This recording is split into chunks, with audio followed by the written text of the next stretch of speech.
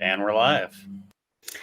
Hello, everyone, and welcome to the PRA November monthly meeting. I'm N1RDH, Elizabeth, the club secretary. Thank you for joining us this evening. The Parker Radio Association is a group of amateur radio operators in the Southeast Denver area of Colorado. I am joining you from Aurora, Colorado. If you would like to learn more about the PRA, please visit our website at parkerradio.org. We began this YouTube live journey in March, in an effort to keep our members engaged and informed. In March, when we started this venture, when the world melted like an ice cream cone on a hot summer day, the membership count was about 140. And it's now just shy of 200 members. What has happened in these crazy months? Well, we've had new hams. Congratulations. Give yourself a hand. We've had upgrades. Congratulations. For all the tinkering you've done, light bulb moments, congratulations. You are the PRA, and the best compliment you could give the Parker Radio Association is to share your journey. I'm going to welcome new members and guests. Please say hello in the YouTube chat feature. Welcome to William, KD0VGX, Bruce, KD0THQ, Doug, KF0BZE, Scott, KF0CKW, Joe, KF0CEH, Kenneth, KD0ZQH, Aaron, KF0AQR, John, KF6EFG, Antonio, KD0OIQ, Mark, KE0HSA, Norm, K0NLF, Tom, KF0CKV, and Brandon, KF0CGZ. That was just today, I think, new member sign up. Those are all new members just this month. So congratulations and welcome. Now I will introduce, yes, big round of applause. New members, almost 200 members strong already. I am going to introduce the leaders of the PRA. You all make it happen along with our members. Dan N2SRK is the club president. He is unable to join us tonight. We enjoy having him as our leader, for sure, fearless leader. Patrick, AI8C, are you there? You want to say a little something? I don't see Patrick. Welcome, Patrick. Ray, N0KEG, the Chief Technology Officer. You want to say something? Welcome. Yeah, hey, good evening, everybody. Ray here. Nice to see everybody virtually again. Thanks for all the new members. It's amazing how much the club's grown. I guess the only business I really have for the meeting this month is it's not very technical, but one of my other duties as assigned is checking the mailbox, and I'll be rolling by the post office. I think on Thursday I'll be able to get down there. So if there's anything pending, just give me another day or two. I've been really tied up with a bunch of stuff, so my apologies for not getting there sooner. But that's all I got. Back to you. Take it away, Elizabeth. Thank you. Thanks, Ray. Yeah, if you're going through snail mail, don't worry, it's going to get there, and we'll get it updated. All right, Wayne, N0AD, welcome. Hey, welcome. Nice to see everybody here. We have quite a few people on the YouTube Live, and as always, like and subscribe. And if you have any questions, post them in the chat. Back to you, Elizabeth. Thanks, Wayne. Is John N4SJW here? Hey, Elizabeth, I'm 4SUW here. Just a shout out to everyone. Thanks, Elizabeth. And not a whole lot to say this Tuesday night. So looking forward to seeing some flex stuff here in a little bit. Back to you and 4SUW in the binary. Thank you, John. And Justin, our fearless treasurer, AE2L, and I'm going to segue into his treasury report. And of course, he has the big presentation tonight. Justin, what's up? Hey, thanks for taking the net. Appreciate that. And great turnout tonight. It's good to see everyone's faces. Every time we get on Google Meets, there's like new features. So now I have a lot more squares than normal. So that's pretty cool to see everybody down there. And sorry I didn't get this done sooner. It's just been the crazy last couple days. So got it done today, and we'll be happy to send out a copy of this in our next email blast. But logistics didn't work on that today. So that is not the right checking account balance. Wouldn't you know it? First thing I show you is wrong. Let me find the balance real quick, because that should be correct. That's right, man. We know you've been working really hard on that presentation. It's okay. I just must have missed like a 5 or a something. That's okay. Bring it up quick here.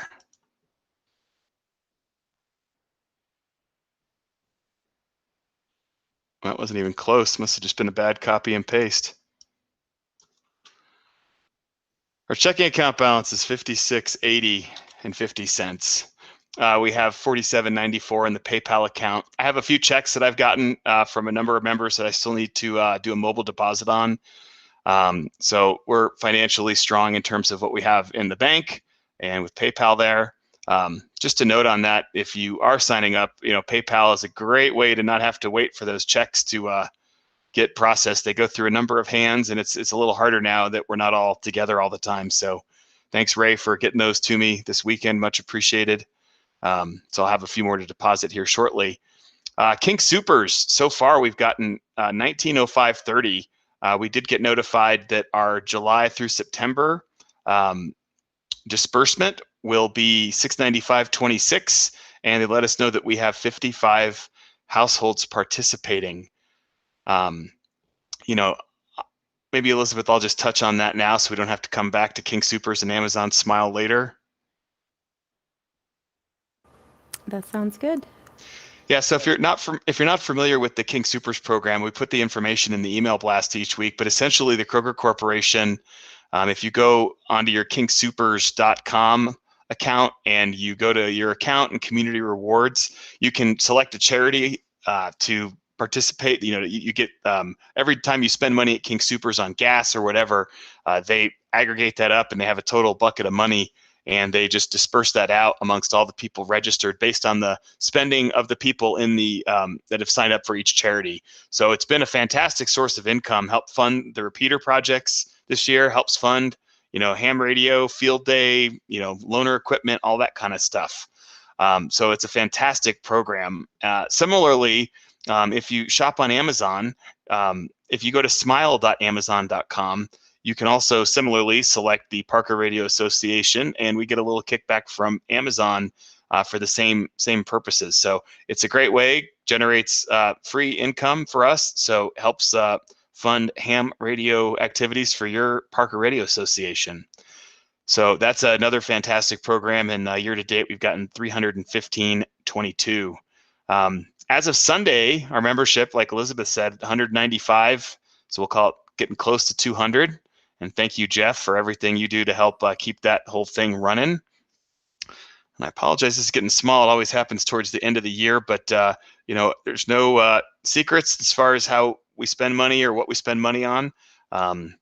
So normally we would hand these out at a meeting in person, but it's just income versus expenses and just kind of our ongoing expenses and where we get money from and so on and so forth. So we did have, significant expenses with the repeaters, but they're actually under budget. So great job to the repeater committee for making a fantastic best D-Star repeater in Colorado, fantastic VHF machine, fantastic fusion machine. Got a chance to see that antenna yesterday, and it's really looking, that's just, it's nice to be able to see my house from where the antenna is. So very cool. Also too, we use, we're just using a very simple, we use YNAB, which is just simple, very simple financial system. So this just kind of shows what we have, when you look at that checking account balance, what we have money allocated for, known expenses, future expenses, things that we know we have to pay for. So I've listed those out here. We kind of have a $1,500 minimum that we want to always have in the bank in case we need some money for something. But, for those of you that are part of committees, I think I want to reiterate that right now I do have some money available if we, want to start funding other activities, other, projects, get with your committee chairs and, certainly let the board know what you would like funding for that committee activity. And we can certainly discuss that at our next board meeting. So we do have some money that we need to figure out how to put back into the ham radio world. So yeah, I think that's it. Let me pause and see if we have any questions before I stop sharing. Anyone have any questions from YouTube or from Google Meets? Don't see any as of yet. Okay, awesome. Well, that's it. Hey, E2L for ID, for Justin, back to net. Thank you, Justin. Thank you for all you do. It's kind of hard keeping up with a checkbook. I used to work in a bank, and yeah, keeping up with the checkbook is challenging sometimes. And then we've got stuff coming in with the King Supers and Amazon Smile and all of you clubs, committees. Let us know if you have a project to work on, and we'll have the board come together and see what we can work out. Thank you for all you do. And speaking of committees, I'm going to introduce the committee chairs.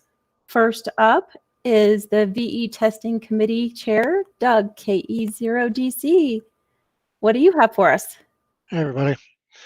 Not too much, just a short little brief here. I was looking at my logbook, sorry. I actually contacted Aruba this week, so that was pretty cool. All right, coming up, Patriot VE team has been doing testing all over the state. And the next test sessions, they're all free.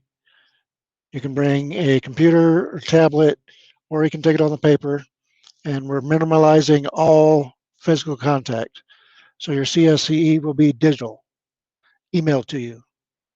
So the only time we'd be in contact is if you were taking a paper test and we have to grade it, take a picture of it, then you get your score, and everything else is digital.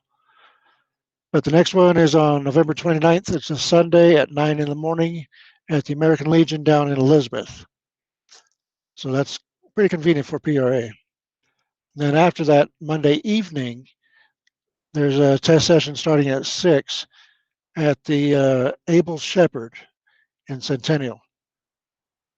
So if you're interested in signing up, go to the hamstudy.org/sessions/whiskey 0 Papa Charlie Tango.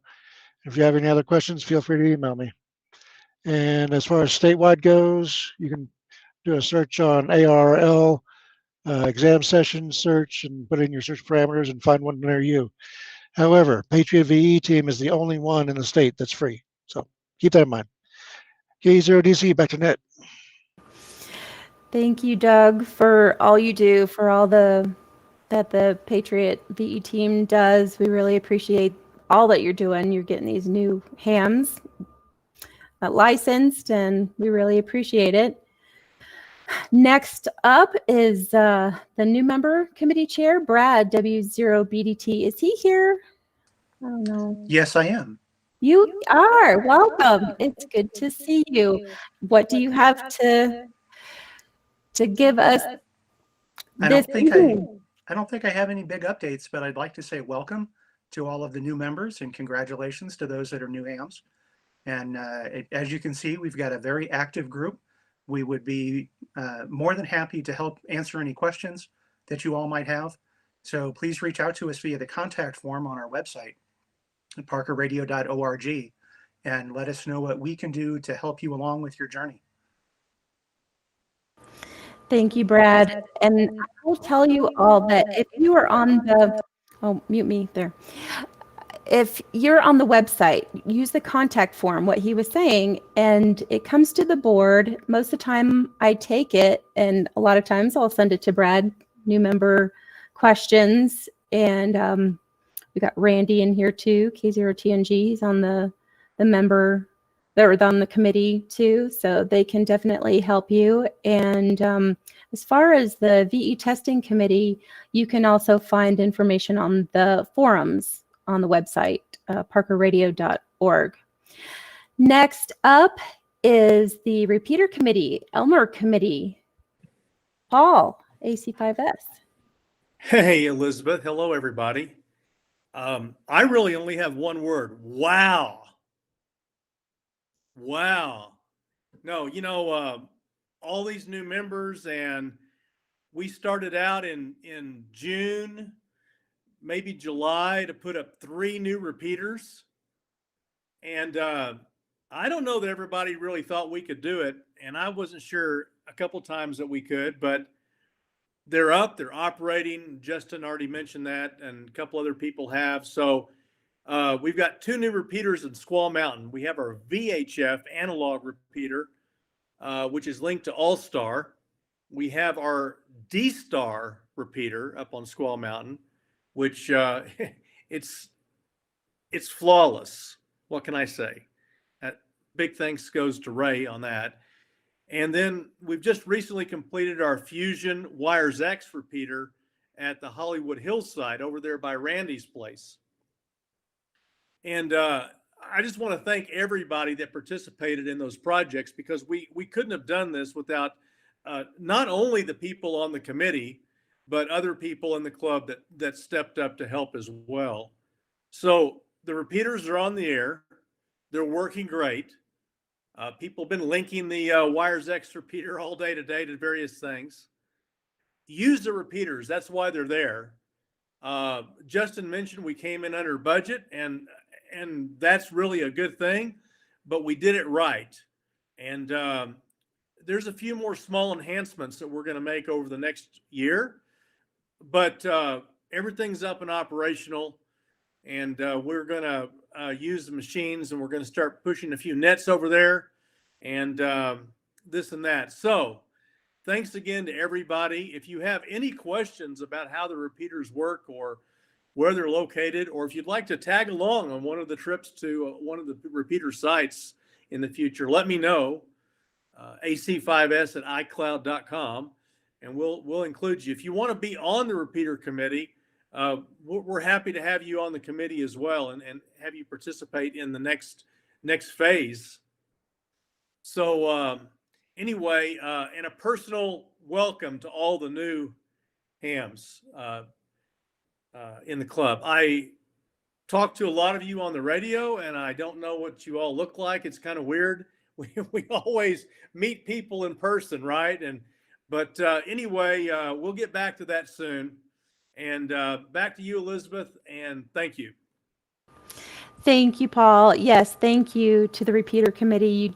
You're doing an amazing job. If all of you are getting my email blasts, I'm trying to put some pictures in them and the Twitter feed and Facebook feeds. So these pictures are pretty amazing. And I will just give a shout out to Mike 80WB for handling these pictures. I appreciate it. You want to say anything, Mike? Got to find the mute button. So thanks. Yeah, it's been a great summer. Got a lot done. Enjoying taking the pictures and getting them up on the website. If anybody has any photos you want to share, by all means, send them to me in email, and we'll get them edited up and put up on the gallery. Thanks. And back to you, Elizabeth, 80WB. Thank you. Yeah, those pictures are pretty cool. And it showcases what the committees are doing. It is pretty fantastic. And back to the email blasts, I want to give a shout out to Brad, W0BDT. Again, the November 8th email blast that I had put out, he put together, I labeled it as the PRA new member guide, but he put together an amazing maybe presentation that might be coming, and helps a lot of the new members navigate the road to getting into ham. So if you have those email blasts, go back to November 8th. And thank you, Brad, for putting that together. That was amazing. Next up is the HRO Committee Chair, Bill W0SUN. Are you here? No, Bill. We miss you, Bill. We thank you for all you do. Next is the Portable Ops Group. Paul again, AC5S. You want to give us an update? Well, first of all, it's been a fantastic year for the Parker Militia, our Portable Ops Group. We've been out on several outings, including maybe the best outing I've ever been on to Signal Butte this year. What a fantastic trip. We've cut back a little bit here the last couple of months on a couple of the planned outings and trips due to COVID and COVID concerns. But I will announce tonight that we are going to schedule something for December, and it will be a local outing, a local deployment. So we'll have something coming up in December. So look in your inbox here in the next couple of days for that. And then looking into 2021, we have stuff scheduled almost every single month.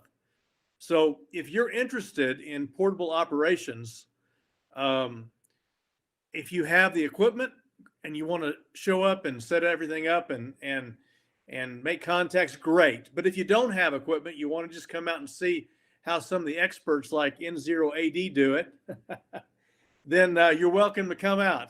And if you, you want to just get involved, but you don't really want to come out and, hang out with everybody, then we can help you with some of that as well. So just let us know. But we do have several things scheduled for next year. And again, we'll have one local one for December. Just so everybody knows, when we have a local event, we all spread out. Sometimes we can't even see each other, so we're not close to anybody. And so we do maintain COVID spacing, if not maybe by 10 times over. So come on out for our event in December. It'll be a get together here locally somewhere. And then we look forward to our big Signal Butte trip next summer. That'll be fantastic. And a few other things we have up our sleeves as well that we'll be announcing at the first part of the year. So, and you don't just have to bring portable gear. Some people bring 891s and 7300s, whatever. You can bring whatever you want, set it up on the table and picnic table or whatever. And as long as you can get on the air, that's all that counts. So look forward to working with everybody next year with the Parker Militia. If you want to get on our mailing list, that's ac5s@icloud.com. And I'll get you on the mailing list and we'll get you something out here in the next couple days. Thanks again, Elizabeth, for taking this tonight. Back to Ned. Thank you, Paul, and for everything you put together. It's a way for everybody to get together safely and do what hams do best. Hey, Jeff, AB0L website webmaster. You want to give us an update? Hello, Elizabeth. Hello, everybody. Let me start by dovetailing in on the repeater committee because that was the most recent thing I did. For those of the All-Star aficionados, probably noticed that the W0 CFI All-Star node kind of lost its marbles. So I got out there last week to the water tower and pulled it down and gave it some TLC, got it back deployed. I think it was Friday. But anyway, Paul today helped me set the final audio levels. So that node is back in operation, and CFI is actually linked right now into the hub. So everything's all tied nice and neat. And can you still hear me okay? Okay. This looks like I was losing a little bit of internet there. From the repeater or from the website committee, website's kind of humming along, as doing its thing as I am pleased. I'm a little bit behind on where I wanted to be with the new website, but that's partly to blame with all this nice weather. It was just easy to do other things. So hopefully we'll get a little snow and I'll get back on track and we'll get the new website stood up here real soon. On the everybody's already said it, but I'm just amazed on the new members. I will say that I made the prediction in May that we would hit 200 on November 20th.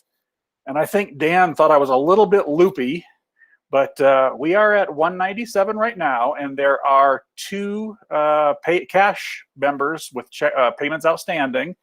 So if those checks showed up, we just need 1 more to hit that 200 mark. So we can hold out and do it 3 more days, and then I'll be dead on.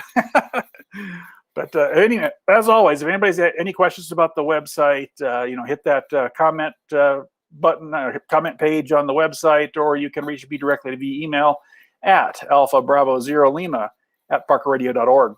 Thanks again, Elizabeth. Back to you. Thank you, Jeff. Yeah, you have done a nice makeover and are continuing to do a nice makeover with the website. If you all haven't looked, the homepage, parkerradio.org, the homepage has the introduction to the newest members, and then member builds, projects that they're doing. You can look at what other people are doing in the club. And you also have the attachment for people selling gear. So just a quick look up, hey, what are people selling? And then on the events page, you've got the contest updates and what's coming up.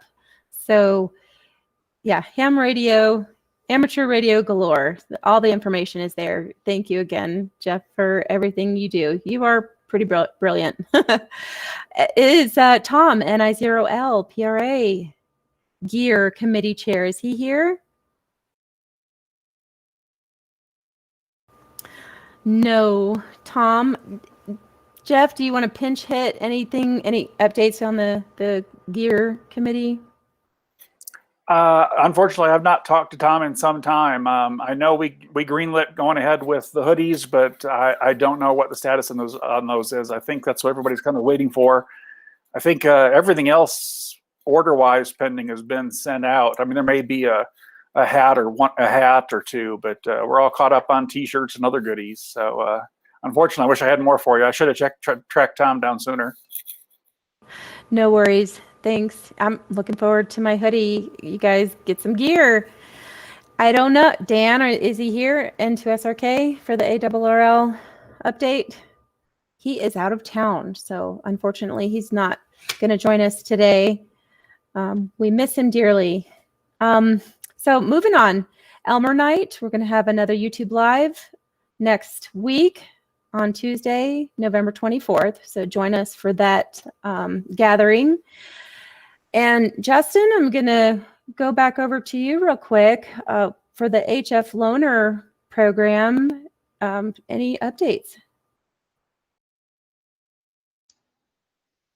Yeah, right now, both the radios are looking to come back in. Should have those back this week. And then I think what we're going to do, Ray has volunteered starting, let's say, December for a couple months to handle getting those radios out. So we'll be shifting to having Ray be the point of contact for a couple months at least after this month. So either way, same process. Just go onto the website, go to the Contact Us form, and indicate that you want to borrow one of the club's radios. We have a fantastic, amazing Shack in the Box with 2 top-tier, field-ready radios that we use for field day. So it's an Yaesu 991 Alpha and an IC 7300, both with Heil headsets, both with a Chameleon MCOM 3 antenna, power supply, everything you need minus a piece of coax to hook the antenna to the radio. So those are available for loan, and all you have to do is be a club member and then fill out a little bit of paperwork that just says I'll bring it back working, and that's pretty much it. They haven't been here sitting at my place for last few months, so it's been fantastic that people have been enjoying those. But I've heard from both of the people that have them on loan right now that they are ready to turn them back in. So we'll figure that out once they come back. Any questions on the Gear HF Loaner program? Yeah, and have there been any other questions, Wayne, up till now? No, Bill did. There isn't any new questions as of yet. Bill is actually on YouTube Live. and said there hasn't been any update on the HRO. And I just saw a chat come in to Terry was saying the Elmer Night presentation on Tuesday evening, the 24th, will be the basics of HF mobile operations. Nice. So back. Yeah. Anything on the loaners? Nothing new in YouTube Live as of yet. All right. Yeah, thank you, Terry, for that, and Paul putting that together. We appreciate that. Looking forward to it. We have meetings set up at the Douglas County Library for next year, tentatively. There were no weekdays available, so we tentatively, they're scheduled, but we have Saturdays. The schedule is in the agenda, the appointments that we've made. Saturdays from 2 p.m. to 5 p.m. There's not a March schedule available, just it wasn't available at all. So the library is allowing up to 25 people.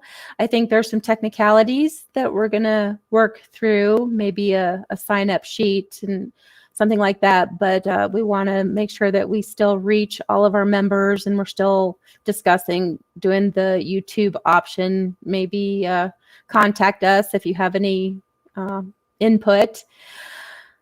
And I think that's about it. You all came here to see what Justin has in store for us. So, Justin, I'm going to turn it over to you. Well, okay then. Well, we're going to talk about Flex Radio.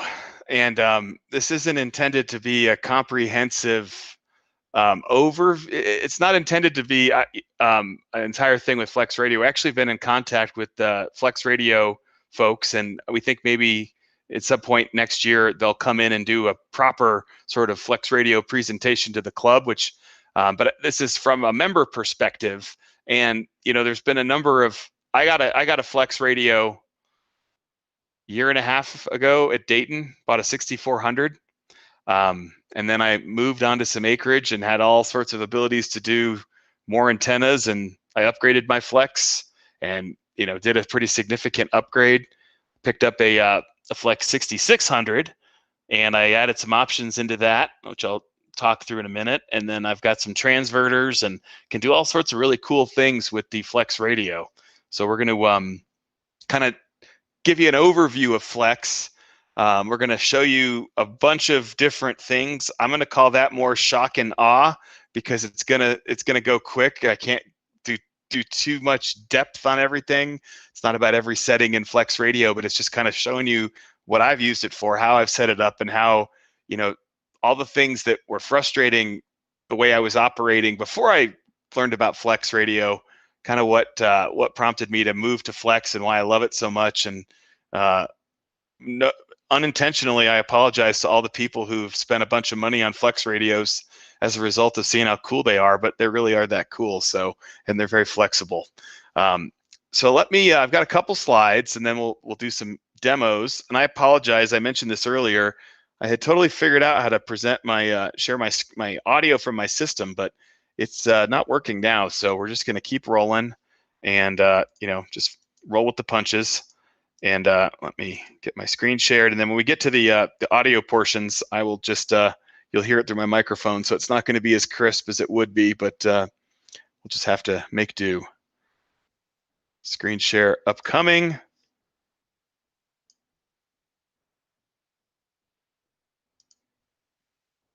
Sorry, I have a lot going on my little computer here. Let me flip this around.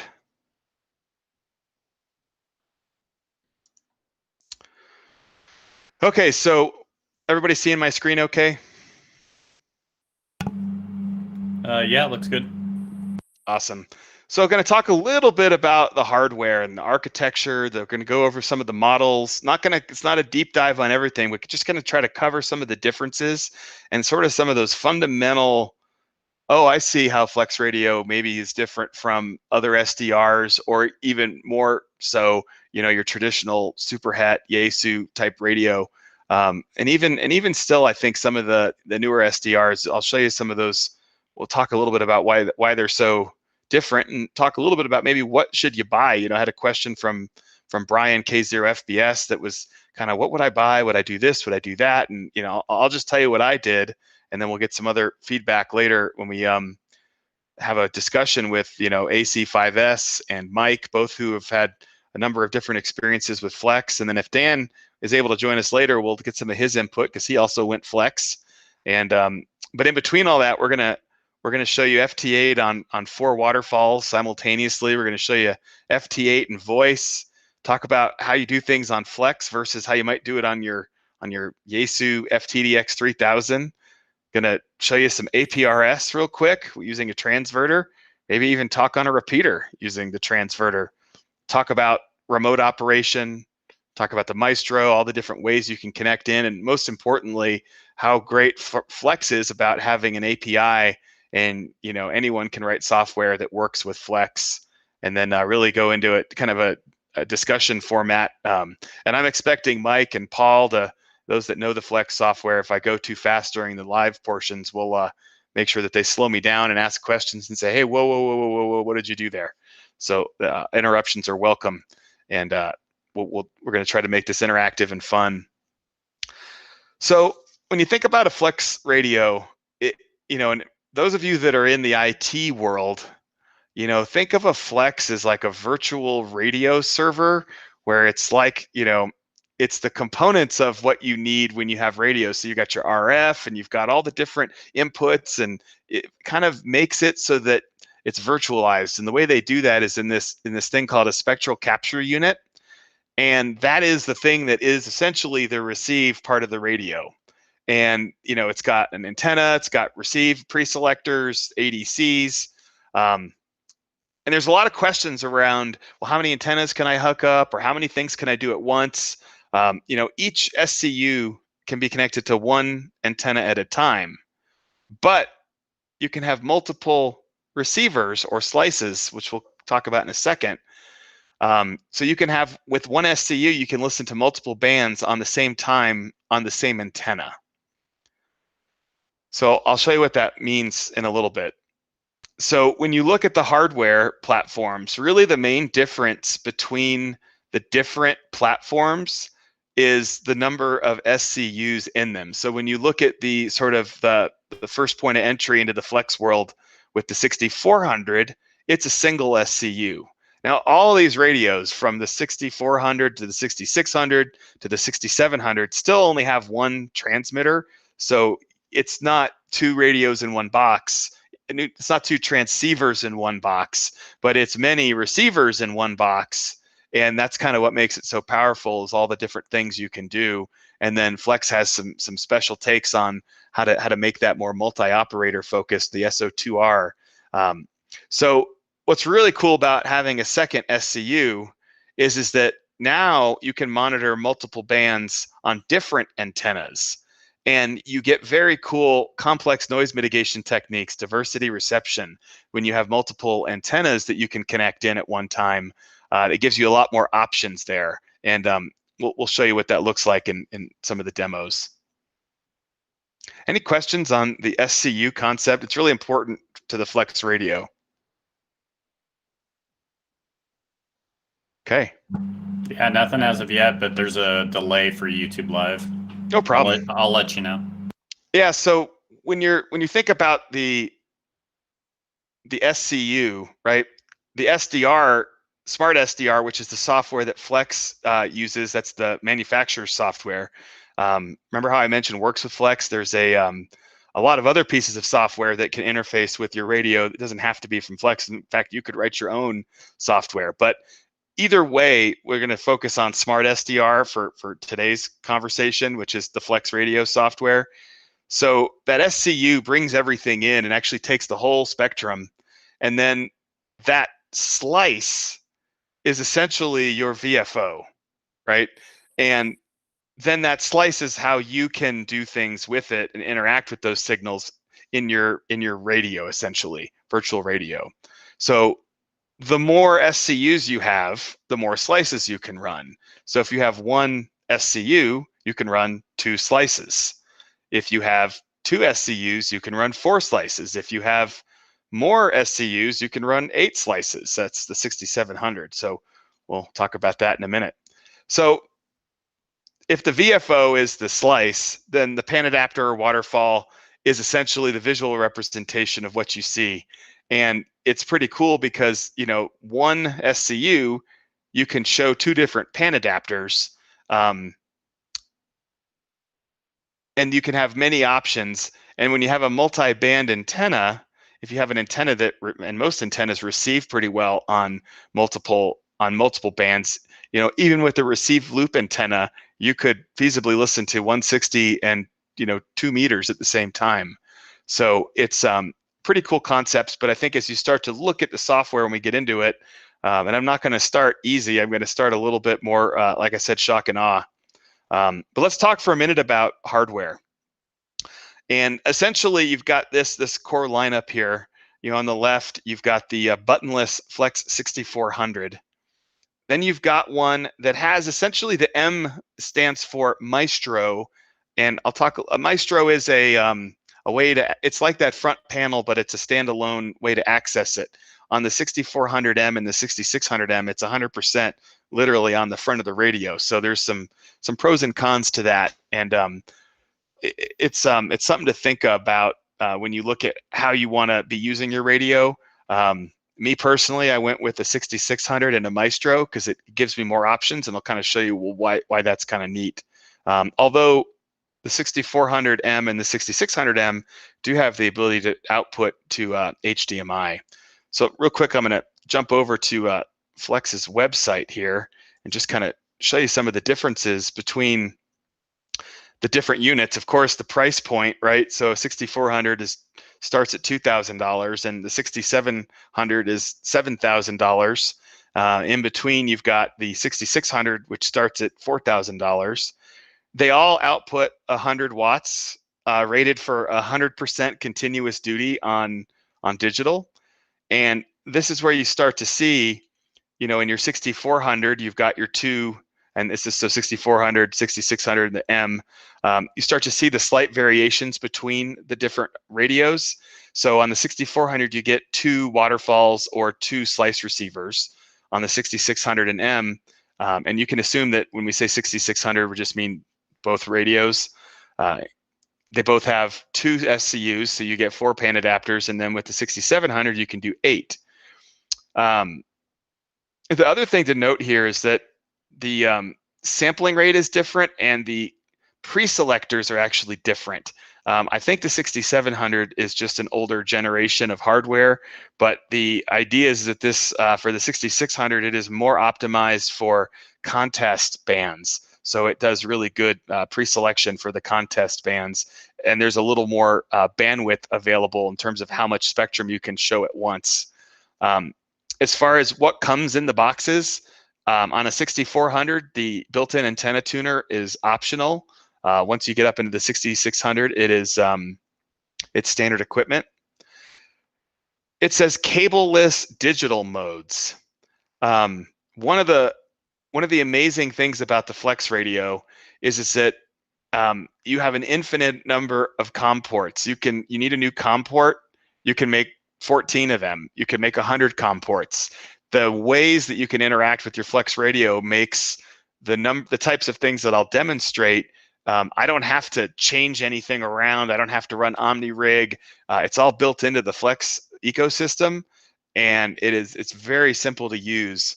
And I'll kind of show you some of those setups and you'll watch as I flip through very different operating styles, completely different programs, and for the most part, you don't have to touch any of your COM ports, any of the things that, for those of you that are kind of already using, you know, driving your rig right now with a computer, maybe you're using an RSP play and you're doing an IF out on your 3000. There's a lot of, once you kind of make the jump to using the computer, you get a lot of options there. And of course, anyone using digital is doing a lot of stuff on their computer. And how cool is it when you can do it all on your computer and have 4 slices of FT8 at once? It is very important. You know, the radio is hardwired, so you do need an Ethernet connection that you can operate wirelessly, but you know, it does have, it's very important that there's, you have a wired connection. And also what they say here is a simple remote over native WAN, which is their smart link, which we'll talk about a little bit more later. It's literally just logging into an account and some very simple network configuration. It pretty much configures itself everywhere I've been, and you can operate your radio remotely. So that's all standard. You can access it from any PC, any Mac, a Maestro, or an iPad. All these remote clients. I mean, if you think about it, every single Flex radio, except for the M models, is always remote because there's no buttons except for a power button on the one I've got. So you're always accessing it. Think of it, like I said, as a networked radio server. One of the areas where you start to notice a few of the differences is really around the number of ports, right? So on a 6400, you've got 2 receive-only ports, and there's one of those is also a transverter port. I've got 4 of those on the 6600. You can have Flex install the Mars mod as an option in the 6400, 6600. And then you can also have an option, which I have in my 6600, for the GPS disciplined oscillator. So I get all my, it's like a master time clock server. So that's important when you start to use transverters. And then once you have that second SCU, you can start to do things like diversity receive, which means you can use 2 different antennas to your advantage when you're listening to a signal or trying to pull out somebody in a pileup. The other thing here is really with the second SCU that allows two independent operators to access the radio at the same time. Excuse me. So that becomes the first level where you can have, so I could be accessing my radio and Stan could be accessing my radio if I shared my SmartLink password with him. If I was, you can got another computer behind me over here. If I was working a contest, could using the same radio, have Wayne sitting back there. Of course you can't spin the hex beam from over there. You have to do that from here, but could have another operator right there accessing the radio, still sharing a transmitter, right? So we're still single. It's like 2 radios, but it makes it very awesome. And you get some more inputs. There's more options. Like I said, you can get an integrated display on the front, and then they also have an HDMI output on the other one. So back to the presentation. So everyone always wants to look at the back of a radio, right? Because that's like, okay, that helps me understand everything you just said. So they all have 2 antenna ports. But like I said, you still have, in this case, you can still, you can listen on one and transmit on the other, but they still have the limitation of 1 antenna per SCU for receive. That's a lot of different ports, powered speakers. I've hooked up a, you can listen to the Flex either like it was, like your regular radio where it just has audio output. So you just hook it up to some powered speakers, you put your mic up to the back. You've got all the standard buttons that you would need. If you had the option for the GPS, you get that there, and then that's the output for the 10 megahertz. These don't show that. You can also, it's really cool, there's just a relay you can select, and you can remotely turn on your radio. So that's pretty cool. And of course, I love a radio that comes with Anderson power poles built in, no fugly, weird 6-pin connectors for power and stuff like that. So it's really really nice on the 6400 here. So when we go to the 6600, it's pretty much the same. There's just more, right? So they add that, still 2 antenna ports for transmit and receive, but now you got an additional receiver in an additional transverter port. So in my case, I'm running 2 transverters, one for 70 centimeter and one for 2 meter. So I'm using both of those transverter ports, and then I have a receive loop antenna that's on my receive A. The other thing this adds is a balanced in, which allows you a few more options for like connecting to a mixing board or something like that. So if you wanted to have a pro audio mixer and use that for your sound, 6600 is a little bit more friendly for that, as opposed to just the standard inputs. Any questions on the back panels of these before I move on to the Maestro?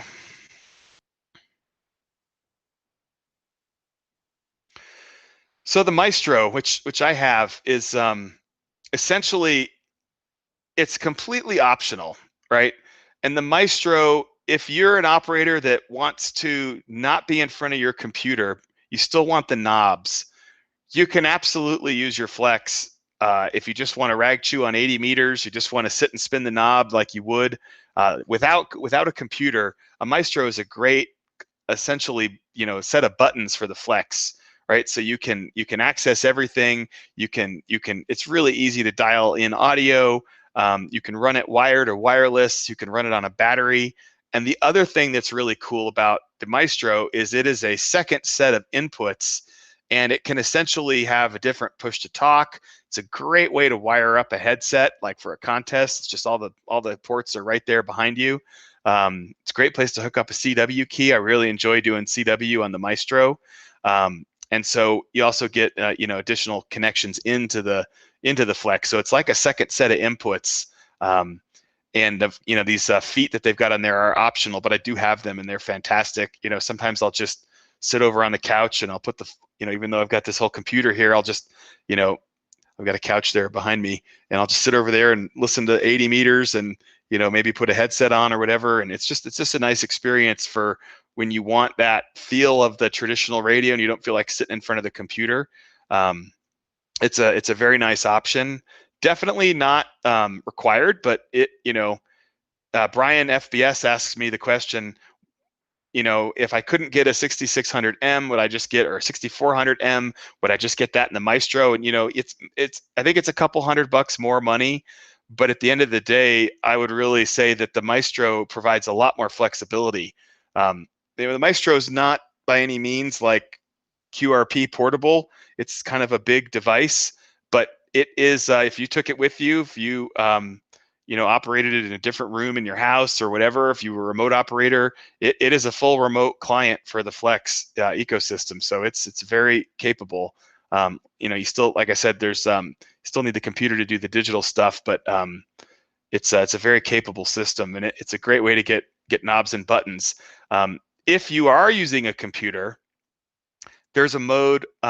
For those of you that are familiar with the concept of a control surface, they have a mode now that was released recently with an update that's called Smart Control. So you can connect your Maestro to your Windows Smart SDR session, and the knobs on the Flex on the Maestro just operate the software.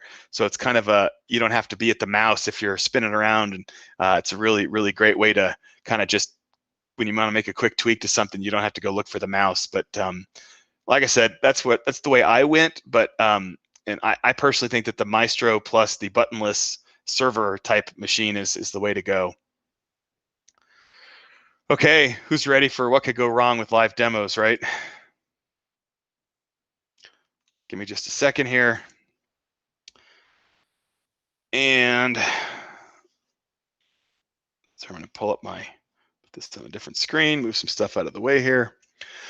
So first thing I want to show, Brian asked me this question. He said, I've got my 7300, and if I want to do FT8 on more than one band at a time, would a Flex let me do that? And I have a 6600, so I could do that on 4 different bands at one time.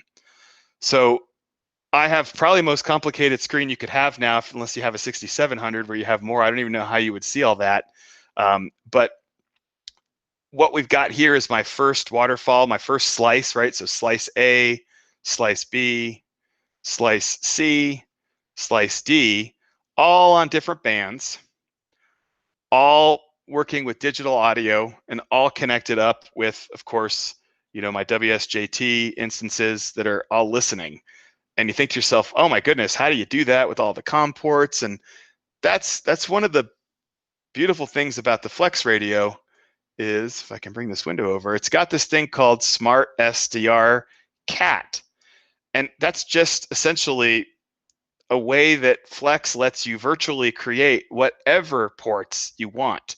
So in my case, I'm actually running FT8 direct to the Flex right now. There's a couple of ways you can do this, and there's some other really cool Works with Flex programs. But I can make, if I need a new port to connect in, if I want to run more instances of anything, I can just fire up a COM that happens to be port 5008, and see if that pops up here. Well, there was a question, Justin. Okay. Brian was asking if the Maestro if you can take it away from home and still connect it, like if you went traveling, you can take the Maestro with you. Yes, you can do that, and that works through something called SmartLink. I apologize here. My computer is doing way too many things all at once, and the window that I was looking for is way over here. So, so with each of these different ports, you can tell it's a CAT port that happens to operate on TCP. So you get a lot of options. And this, to me, when I started looking at the Flex, when I realized that there was limitless COM ports, I need a new COM port. I can set up a COM port for everything I use and never have to wonder about what's using a COM port. I can make 100 different COM ports. I can tie them to various different slices. I mean, it's so easy to set up, and I never have to do COM port splitting. I never have to use OmniRig. I don't have to do any of that. It's just automatically wired up, and you can see all the things that I've set up that I use all the time. I never have COM port conflicts. Those went away when I got the Flex radio. And the other thing that we have going on here, and again, I'm going to do a horrible job of explaining this, but it also comes with the digital audio subsystem to allow you to route the audio, because if anyone familiar with FT8, and this is not intended to be an FT8 lesson by any means, just showing you how the Flex deals with it. It has something called Digital Audio Exchange, which is another sort of helper program that works with the Flex, that when you install Smart SDR, it installs different ports and different audio drivers. So you essentially get an audio card, if you will, for each of the slices that you have. And then you have all these different ways that you can, and I'm not trying to go deep into this at all here, but you can see we've got one TX stream. So if I transmit, it automatically follows where I'm going to transmit. So if I click on something in WSJT, it just jumps over to the right slice. And I have all these different slices with this digital audio exchange. So this is my DAX 1, and then I've got DAX 1 over here, and 2, 3, 4, and so on and so forth. And in my case, I'm also running a Antenna Genius, which, if you're not familiar with it, it is a 8 input, 2 output, and remote antenna switch. So this is my antenna switch here. I won't get into the details of all this, but essentially this lets me change antennas on the fly, switch over from my long wire to my dummy load if I need to tune.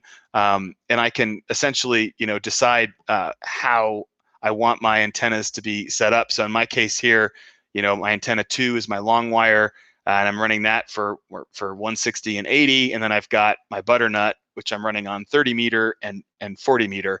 So that lets me, with those 2 antennas, I can receive and then transmit back out on those antennas for any of these different scenarios that we've got here.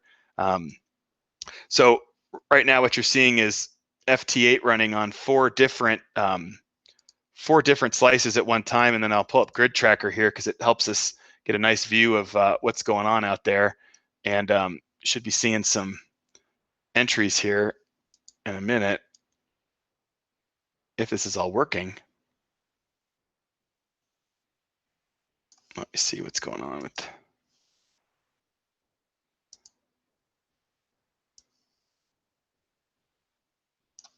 Well, who knows if Grid Tracker is working right now, but yeah, we're seeing lots of stuff happening here on FT8. So anyway, it's always fun to run a bunch of FT8 when you want to listen, and it's even cool during the day.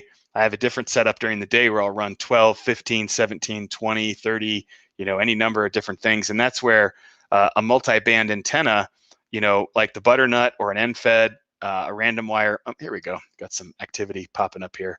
Tell me, I use a Grid Tracker now where it's pulling in all the people from all my slices across all the different modes. So if I wanted to click this guy and work him on 160, it automatically works with the Flex, and it's all integrated. This is, of course, not from Flex. This is Grid Tracker, but this lets me kind of see everything that's happening. So I'm not even really using the WSJT interface right here. I just click on this and it automatically tells me. And so I've been using it for DXCC, and I'm looking for not my DXCC and only new calls. And it's been an amazing game changer when I want to find Romania and Slovenia and Kuwait and things like that, get them in the logbook. So So that is FT8 on 4 waterfalls. So let me go ahead and make this a little simpler here, get rid of a couple flex slices. And we'll just come over and let's see, let's get rid of these guys. And let's just say we want to do some FT8. So let's do 40 and 80. And then I want to listen to a rag chew.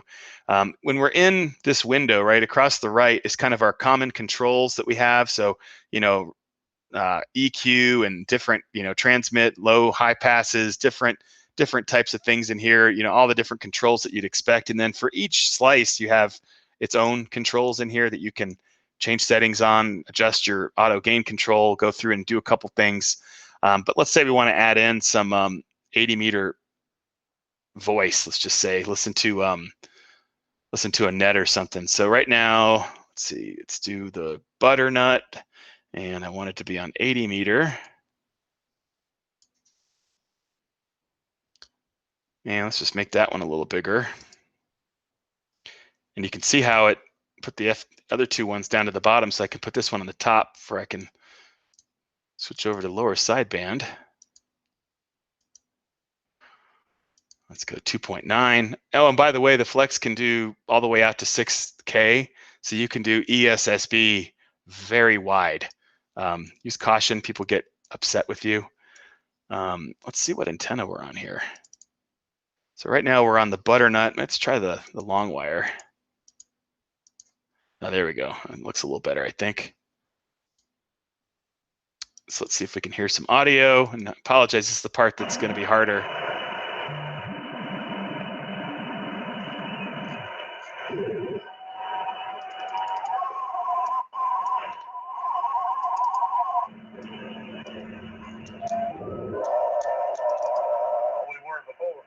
Yeah, they got tired of fighting because it was offered a whole lot of money. You guys able to hear that? Yep. Okay.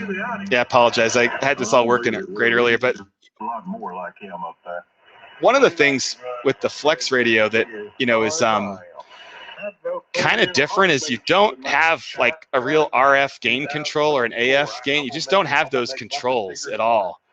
What you really have is the AGC, which is the auto gain control, and you have 3 different timings. And 90% of the time I'm using medium. When I first started using the Flex, it kind of took me a while to get used to that, but this really changes what you hear. And, I turn the volume up and I kind of get it so that he sounds good. And then maybe at that point, then I'll turn on some noise reduction. No, man, I wish you were, Charlie. I know you're done this thing. Yeah, I didn't give up on it this year. I ain't gonna get it this year, I don't think. But it's a very clean receiver. You can see all these different signals. I'm gonna just real quick demo something else here. See if I can switch my camera. Hang on. I'll get it when I get it, but it will help me. I had my son here this weekend. He just left today and been on the phone a lot. So now we can see the Maestro, I think, in the other view there. Y'all seeing the Maestro now? I know I got it done before it gets too. No, still seeing the web page. Oh, I see it on your picture. You need to pin sorry. yourself. Yep. Man, I had to go. I was dead. So I can now spin this knob over here if I have my slice selected. Oh, I know that's right. And it's a little confused on which one I'm using right now. I'm surprised. It's definitely not as quiet as that Guadalupe was, though. Huh. What are you talking about? We'll come back to that one. Wow, this is loud. This guy's really loud. Hey, Hal. That's a little annoying. I'll come back to the, it's controlling my FT8 slices right now, which is kind of funny. I don't know why it's not controlling this one, but normally it would control that, but I think I have to be on the, it's a little confused because I'm on the A and B slices on this Maestro. So we'll come back to that one in a minute here. Yeah, they really can't see the Maestro on the YouTube live because it's a tiny icon on the far right. Okay, So you'd have to make it your, yeah, there you go. we'll switch back to me then. That's fine. So thanks, Wayne, for that. Appreciate that. And sorry, now I got to unpin myself over here so I can see all your smiling faces. And so that's, being able to do FT8 in the background while we're doing some voice. So that's pretty cool. And oh, here's a good one. So one of the really cool things about Flex is the way it handles sort of like when you've got like something like a birdie right there, and I really is in the way of this guy that we want to hear. Turn this back up here. And hear that really annoying birdie right there? So what's really cool is that this has something called transmit notch filters. And I can take this little thing, you see this tracking notch? And you hear how that noise just went away? Disengage the TNF real quick. So hear that high pitch kind of annoying birdie? It's so easy to just, it's gone.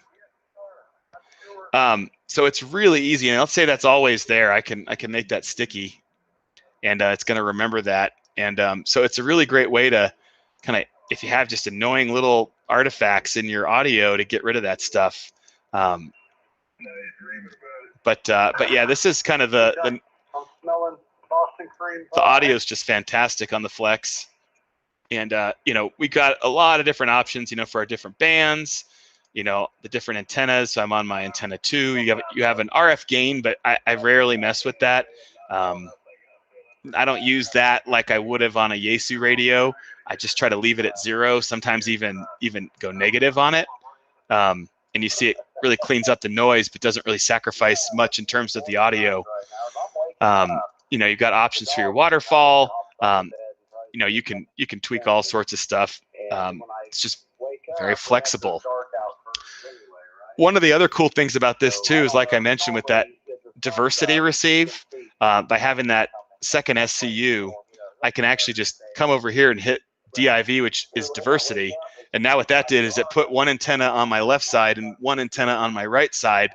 And I can use both of the antennas that I have going, or even in this case, if I switch to my receive antenna, you'll see that other slice changed over to the receive antenna too, because it's still one antenna per SCU, right? So those two slices were on the same SCU, but that's okay. I can receive all these as well. But so I can now, if I'm trying to pull in somebody, I can adjust the audio, and I can use 2 different antennas at the same time. Or if I needed to null somebody out, I could turn my RX loop. But that's a really powerful feature of just being able to listen on 2 different antennas simultaneously. Really helps if you're not sure which antenna is best. You can kind of listen to both and then decide if you want to make any changes. Very, very cool option. All right, so now one of the things that's really amazing about Flex, and we're going to get Paul converted over to these, but it's profiles, right?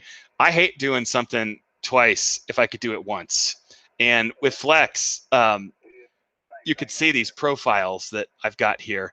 And if I've got something set up, so this is like my FT8 multi-band night 4 that I had started on. But right now, let's go. Let's say I want to switch over, and I'm done with. Let's get rid of all my FT8 stuff. So we're done with that. Close down these programs. And let's just go see if we can get APRS going. See what's happening on APRS. So of course, I've set this up once, and I don't ever want to have to set it up again. So I've got a profile where I've got APRS and the W0 CFI repeater. Great machine. So you can see here now, all of a sudden, we are using my transverters. We're transverter A, transverter B, and you can see that my TX is way over here.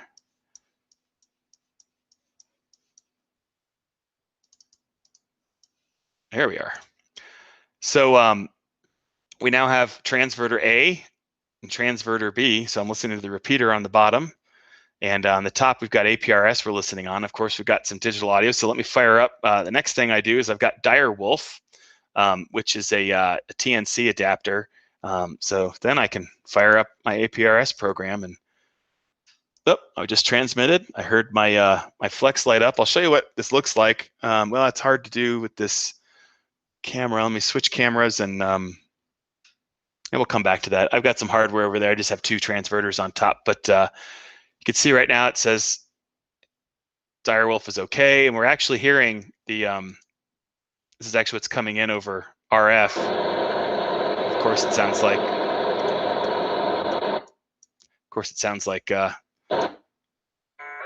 APRS, right? We all know what APRS sounds like. We all hear it on the repeater from time to time, so I'll mute that now. But that's all coming in on my Flex through the transverters and going through Direwolf, and you see we're getting some info in from the air and starting to get data back on what's happening on APRS, and this is all coming in over the air. I think I'm also connected to a digipeater. So as we sit here and look at this, here I am, get to play with APRS from my Flex radio on the computer where, I didn't have to tweak with any COM ports. You can see when it fired up Direwolf how many different options we had in terms of all the different audio inputs, and that's what happens with that DAX, digital audio exchange system, that happens. But it's just a really cool thing. There's been days where I've just sat here and watched APRS traffic. I actually saw a buddy driving around, and I was like, hey, look at that. That's pretty cool. There's Brian out there, K0FBS10. And hey, Brian, K0MTN. Hey, Mark. And Bill, of course, and Doug over here, and me. And so, yeah, it's just all that stuff is coming in. Don't need to spend too much time on this. This isn't an APRS demo, but just want to show you that this is one of the things that you can do when you have the, like my Flex. I essentially made it all band, all mode, minus the, John N4SJW would say, I don't have the 1.2 gigahertz, but I could add that if I wanted to add another transverter. So, but all that's made possible by having that, the transverters do use the GPS disciplined oscillator. So if I bring up the radio, so if Mike or Paul look at their radios, they probably don't have this GPS oscillator. So I've got a GPS antenna that gives me an accurate clock for my system, and that outputs, and there's the W0CFI repeater in the background. Hey, and look, I even got a message from Brian on APRS. That's pretty cool. Thanks, Brian. Good work there. I didn't pay you to do that. It's just how it works. That's why APRS is so cool. But yeah, so we've got that GPS oscillator in here. And then on the Flex, you can see here the way a transverter works. And again, this is not a transverter lesson, but we're using 10 meters, so an intermediate frequency that the radio is transmitting on, and then the transverter itself, which is a Q5 signal, high power VHF, so it's 150 watts on VHF, and then I think it's 50 watts on UHF. You can see here that I've set those bands up, and if I wanted to set up a new one called AC5S for ID, it gives me 4 characters, but I could set up a new one and put another band in here if I wanted to. And then I would have a new, of course it's not valid, but anyway, you can set up transverters, and it's a really easy way to set up new bands to work on your radio with the transverter ports that are a really good way to extend the Flex radio. I use it for 2-meter sideband, use it for APRS, use it for rag chewing on the repeater. And what's even cooler is that because I can access this remotely, I've actually checked into nets while I was traveling in St. Louis, because again, with the Flex radio, you can access it remotely. I have an app on my iPad that works fantastic, and that iPad, just like the Maestro, lets me come in and use the repeater. So I did discover that this smart SDR does not let me do CTSS tones, so I can't get on a new VHF machine, but that's okay. It does the so yeah, it doesn't do the DCS code yet, but so yeah, it's pretty awesome here that we can be on the repeater, and I don't think I have my offset programmed right, but yeah, you can see what's going on and just use it for repeater use. So it's a really cool option if you want to be able to get on a repeater and you're not at home. You can use the Flex to kind of do that. So that was kind of one of my goals with this, was to be able to do 2-meter sideband as well as be able to operate repeaters when I was traveling so much. So it's a very cool capability. I use it far less now that I'm at home all the time and I have all these radios that can actually hit the repeaters already, but it's still a really cool capability to have inside of that. touching a little bit on the remote control part, I'll kind of show you what that looks like a little bit. In order to do that, I'll have to change a couple things here. Let me get rid of these programs. Close down APRS. But the way Flex does this is they call it SmartLink. And when I do this, it's going to disconnect me, so that's fine. But SmartLink is essentially you have a username and a password that you sign up for, and you see here I'm AE2L and I've got a password, and it will check my I've got it set up for automatic, which just requires universal plug and play setup, and you can set this up, and then if I have my iPhone here and I clicked on the Smart SDR, I don't know if you're going to be able to see me on my phone. If I wanted Paul to access my radio, I just have to share the password for SmartLink. And I don't know if you can see on my picture here, maybe it's never going to work, but give it a second here. If you're looking at my little icon, this is my iPhone, it says SmartLink Flex UPnP. And so it lets me access it from outside of my network. It just automatically sets it up. The Maestro has the ability to do that same thing. And I can also access it inside my house just on my iPhone, which is great. Sometimes, you sit in bed, put the AirPods in, and listen to 80-meter rag chew. So this built into this makes it tremendously capable. The other thing that's really cool is if you think about it, right, like I mentioned earlier, every model excepting the M models is always remote. So my radio's over there and I've connected to it. So when I go into, so now that you've seen that I've set that up, I connect to my radio. But let's just say that my Maestro was also connected to my radio, because maybe someone else is using it, or maybe I'll show you what that looks like. Again, I'll hesitate on using the Maestro setting so it's easier to see on YouTube. But I'll connect on my Maestro and I'll run it as if I was going to run some HF or something. Listen to 80-meter or something fun. But you'll see now it says with the Flex that it is available and it's multi-flex. So multi-flex is telling me that another operator is accessing it, and it's called the Maestro, which is what my Maestro is called here. And so I can still connect because that's the SO2R concept, and that's essentially where that second SCU comes in, is two people can connect at once on a 6600 or above. So I can connect in, and I just got to notice that on my Maestro that another user has connected. And let's just pull up something over here. And here we go, we got some. So we've got 40 meter and 80 meter. And so, I'm also listening on 17 meter down here, and maybe I'll put my Maestro on 160, which you can't see, but it's working great. And that's loud. You could drop your sharing your desktop to display the Maestro if you wanted to do that. Yeah, let me do that for a second. Let me switch my camera around. Sorry, as Ray said, the key is trying not to get the Blair Witch experience.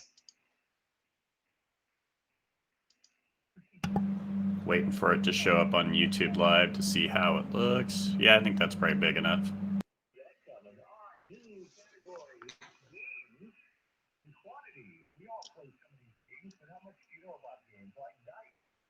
Sorry, just trying to, I've knocked everything around here. So yeah, so even from the Maestro here, and I've also got it running in the background on my computer as well, which you can see up here. So we're running on the computer and we're connected on the Maestro, and it's totally independent. The Maestro has its own audio, and go listen to something over here. Let's go to John in 0IGU. Oops. Thanks, Mike, for the tip to go from above. So you can see what I'm doing. So I can just adjust my AGC from the Maestro, and it's so easy to do from right here. And reduce my volume down, but he's kind of weak a little bit. So you can pull that in. If I got rid of a slice over there, I could actually add another receiver on this one. or I could actually add another slice over here. Let me mute my computer. But and let's go on the second one. We could go to 80. So even on the Maestro here, it is one of the limitations of the Maestro is it still is limited. You can't do four slices on the Maestro. So the Maestro will only allow you to access 2 slices. But you can see here, I've got my A and my B, so I can operate both at the same time. I've got my B VFO, all knobs, got my B settings over here, and it's super easy to tweak and dial things. And if I want to tweak my power or something, or my mic gain, super easy to tweak. See my power going up and down, RF power in the middle there. And, we've got buttons. So, really easy. If I feel like it's spinning too slow, I can change my step interval and make it spin really fast. So it's really easy to do all that right from the front of the device here. And you can go to many levels of granularity. If you're working a contest, for example, you can, just do your RIT, and then you can see it's all very well integrated. So if you had a station that was, up or down, you can do all that very easily. But yeah, it's just very, very, very nice. And the Maestro has menus and things like that. So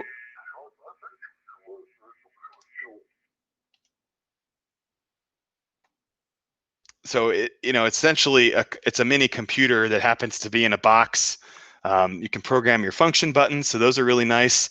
So you can target, do zooms. You can have a bunch of different audios. I could actually, if I was sitting here in the shack, I could actually output it from the speakers on the back of the radio. So you'll notice, like, it's probably really hard to see in here. Main audio out, front speaker enabled. One of the things that's a downside of the Flex is if you're not operating at the operating position and you're doing CW, you don't get side tones. So when you're doing CW remote, the Maestro to me is a big advantage. It's a great way to do CW because it will produce the side tones because it's essentially got those extra inputs.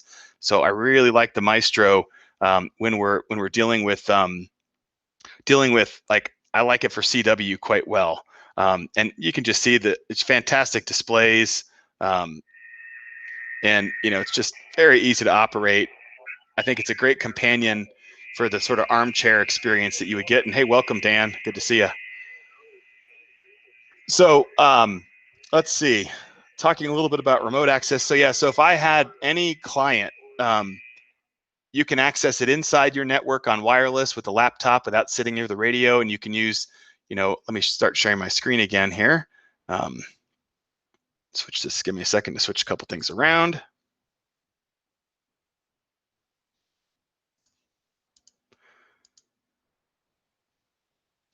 All right, we're back on me, and let me present.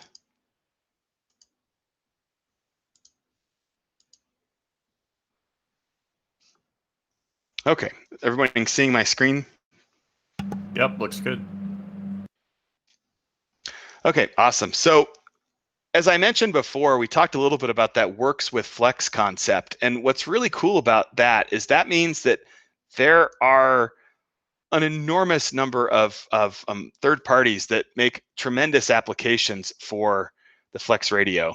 And so you talk about, it says a radio that partners with others and works well, and there's a developer program. So you can see that the iOS client looks just like the Smart SDR they just released. Same guy that makes this one just released a Mac client. This is what I've got for transverters, right? So I've got a 2-meter SDR. There's a Dog Park SDR, which is a full client for Mac. This thing called Slice Master, which just makes digital, the way I have WSJT wired up, it basically does that automatically for you. I was using that up until a couple weeks ago. I switched my operating style for a couple reasons. I mean, it works with N1MM, all these different softwares just interface with Flex. And one of my, like I said, this Antenna Genius, it's actually integrated with the Flex. I choose not to use it that way. But if I did want to use it with this, it would reboot and shut off my audio. But it's band aware, so it tries to help me not pick the wrong thing. On a 6400, it would work great. But when I have 4 slices going, sometimes it gets confused on which antennas are valid on those bands. So I actually just exercise caution, but it is, fully integrated with the Flex radio there. And but the all these like FR stacks, right? So if you might have seen, it's probably not happening on this because there's no DX. So here, so see this KZ9 Victor. That spot is actually coming from, I'll bring over FR Stacks. So FR Stacks understands what's happening inside my radio. It gives me a few more ways to access things that might be deeply buried in a menu. It lets me have a lot of memories and things that not that the Flex can't do it. It's just they're not built into the Smart SDR. So this is a works with Flex. So I mean, I could fire up new slices. I could do this, and you see it popped up a new receiver here. So using a third-party software. What's cool about this is if I was a guy maybe like 80WB, this program has a stepper controller that it helps integrate with Flex. So if you wanted to do some of these things, it's just very flexible. Hey, hence the name. But this is where I'm getting my spots from. So it actually overlays the spots directly onto my pan adapter. So you can see here, I can see who that is, and that's pulling in the spots and showing it to me right on the screen. But, many of you that have used, SDR console or smart, all those other programs, they can do some of that too. And so that's just one of the things I love about Flex is, kind of opposite of a lot of the other manufacturers is they're open. There's an API. You can write, you don't like this client, it doesn't do, DCS for VHF repeaters. Flex doesn't do VHF out of the box. So I could understand them not implementing that, but it does 6 meter, which is why I think it has the CTSS stuff in there. So, so with that, I think I want to, shift into bringing in, Paul and Mike and Dan, welcome into the conversation, and maybe, do a little bit of, your perspective on Flex, kind of why did you get a Flex? What was your journey? And, what kind of things might you want us to show, the group here? What would everyone be interested in? I don't know, Paul, you said you had some notes. Maybe we'll start with you. Okay, thanks, Justin. Wow, what a good overview and some in-depth stuff on the Flex there. So I'm on my second Flex. I bought one about 1.5 years ago, and I was still working, and didn't have a lot of time to spend with it, and there was some frustration there. And I bought a 6400, and so I had it about 6 months, and I sold it. I was like, just more than I want to have to deal with. But anyway, retired now, have more time. Picked up another Flex, another 6400, and this time my opinion on the Flex is much, much different. I don't use my Flex the way Justin does, first of all. You'll typically only see me with one slice open at a time. Sometimes I have 2 slices open. That's what my radio is capable of, is 2 slices. But usually I'm just running one slice, either voice or FT8. And I don't run all the accessory programs that Justin's running either. I keep, it's very simple. I use the DAX and the CAT to set up my virtual COM ports and stuff like that. And I run Ham Radio Deluxe in the background for auto logging on FT8 and PSK31. But other than that, I don't take advantage of a lot of the third-party software packages that are out there. Keep it a little more simple. Now, you all know that I'm not an IT person. I can figure a lot of stuff out over time, but I will tell you that setting this up for the digital modes is absolutely seamless. It takes very little time. And the nice thing is, if you have a question, now there's four or five people in the club that have one. So I can call Justin up. Actually, I was texting Justin when I was setting up my HRD for auto logging. And I said, just send me a couple screenshots. And he did. And 5 minutes later, it was working. So I love the Flex Radio. It's very, very versatile. I love having the big screen. I'm running it on a 34-inch screen. and it's a typical SDR. There's no doubt about that. There's some magic to it, but there's not either. You know, it's also just a basic SDR. If you're running a 590 with an SDR receiver, you have some of the same features, but you don't have the connectivity or mainly the serial ports and things of that are all virtual. You don't have that capability to set those up very, very easily. So I'm going to keep my Flex 6400 for a while, and I'll probably add some more third-party software applications as I move forward. But right now, if you were to look at my screen right now, I can't twist it around right here, but I'm running working some DX on FT8 80 meters, and that's pretty much all I have on the screen. So I don't have both my slices open. But occasionally I will open the second slice and I'll listen to some rag chewing on another band. So that is very, very cool. I do like the remote capability, the remote use capability of the product. I don't do that a lot, but I think I probably will more in the future as I get a little further into the depths of the Flex. So I highly recommend it. The 6400 is a entry-level product for Flex, and at $2,000, it's really a bargain if you think about it, because it's lower priced than a 7610 or a FT101, but I think it has more features in a lot of ways. And certainly as you move up in the product line, you can certainly spend a lot more than $2,000. But for $2,000, it's a phenomenal radio, and I would certainly recommend it over anything else in that price range for sure. That's all I have, Justin. I'll throw it back over to you. If there's any questions, I'll be happy to take those. Yeah, thanks, Paul, and good insight, and especially as a guy who went there and went back and forth, and never buy a used Flex, then buy a used Flex. Let's see, Dan. I think you were you before or after Paul? But I think I was before and after Paul. So,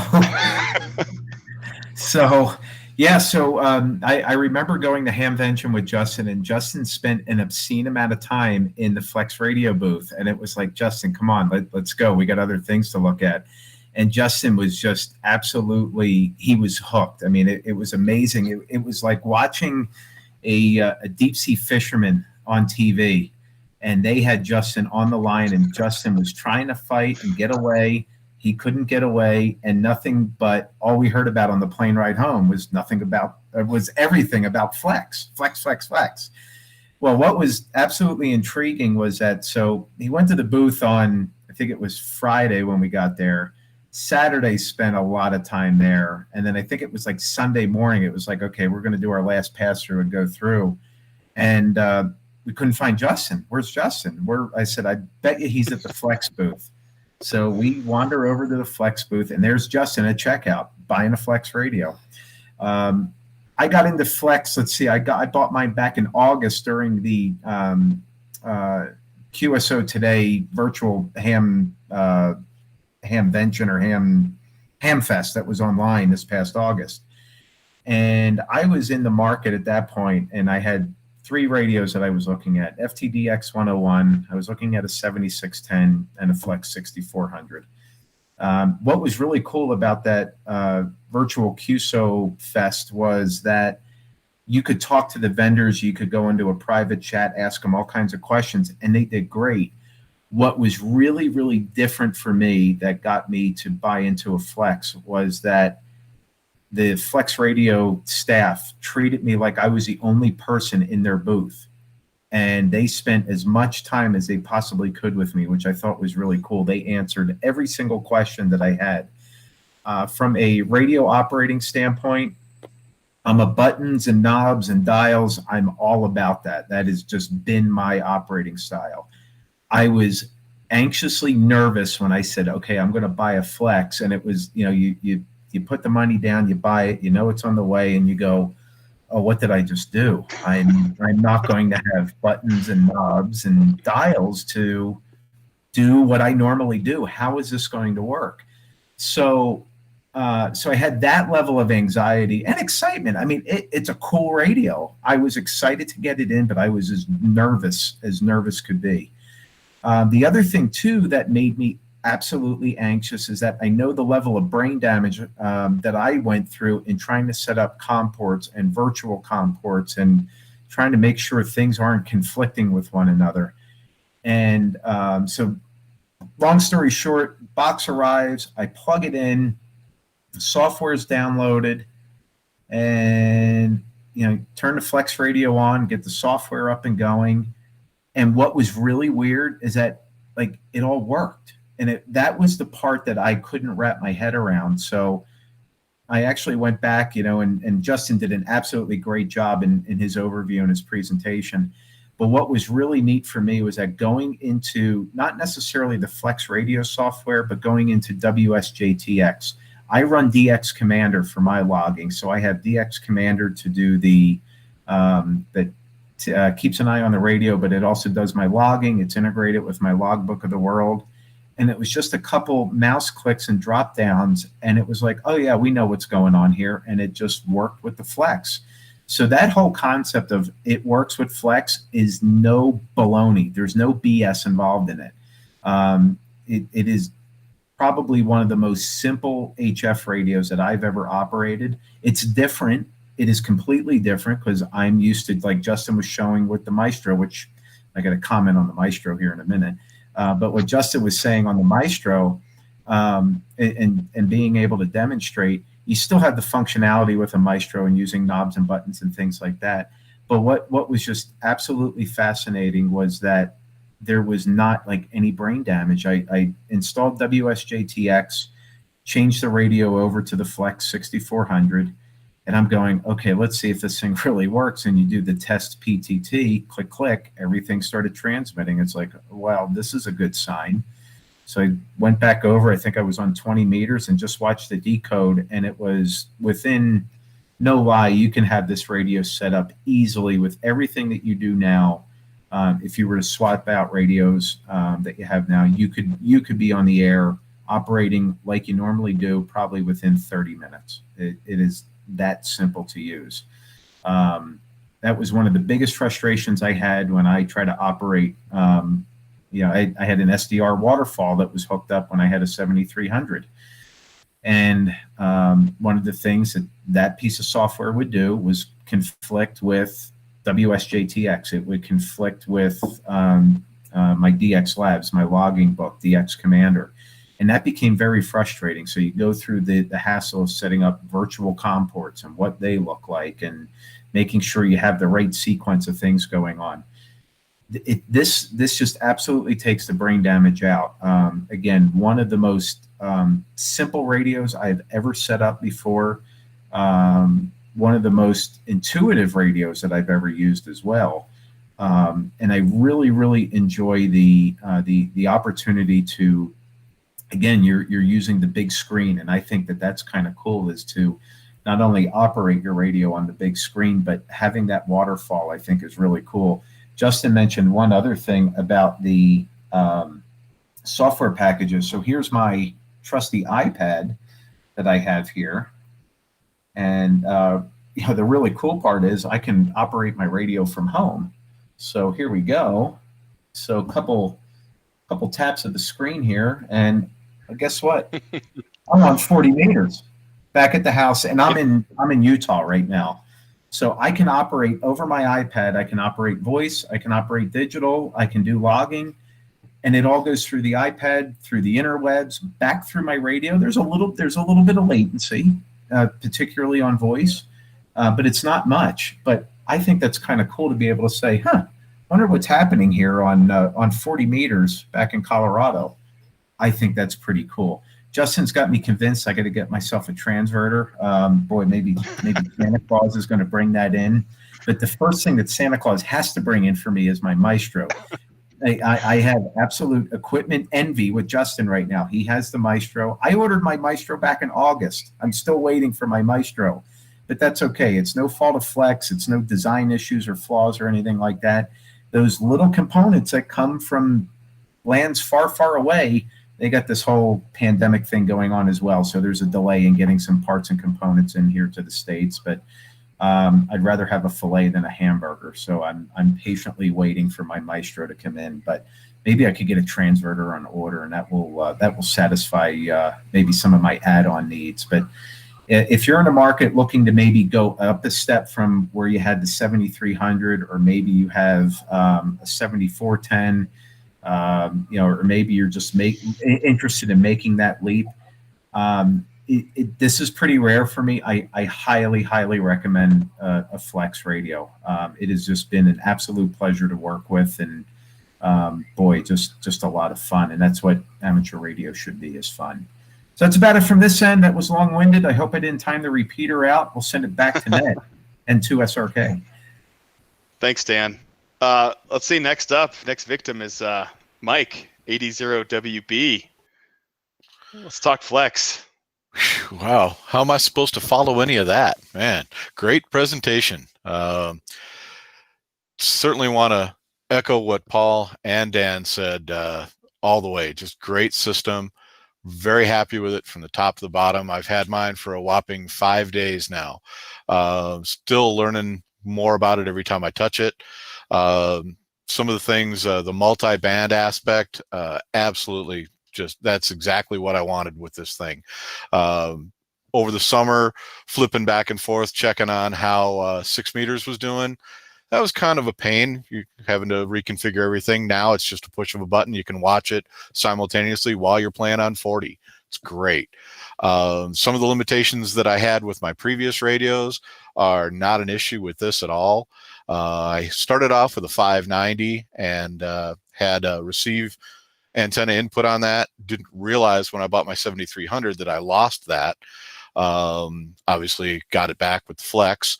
One of the things that was a limitation in my mind, or something that was kind of a pain with the 7300, was tuning up the amplifier. You had to go switch over to RIDI. You had to set your power output, then you had to key up and adjust your amp, all that stuff. Now it's a simple push of a button right there on the screen. Bang, spin the dial on the amp, and you're done. That was a big plus for me. I went from an SDR Play add-on with a 590, so I was doing a lot of operation with the mouse with my old radio setup.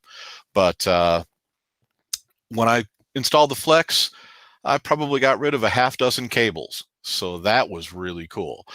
Any one of those cables could have been an RFI source. So those are all gone. So the shack is much cleaner. Like Dan said, plug and play. You put it all together, you flip it on, you start the software, suddenly everything just works. It just all fell into place. Again, fighting with OmniRig and virtual serial port emulator and all those old softwares with the old configuration, long gone. Running multiple modes, running multiple bands, it's just fabulous all the way around. Loving the filters on this thing. Again, I've only had it for a few days, but the filters are just tremendous.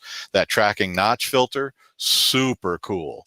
And then you can cut off somebody if you've got a couple of QSOs going on top of one another. It's real easy to filter out the guy you don't want. That offending signal is no longer an issue. Some of the concerns. My house, I didn't have wired internet into the shack.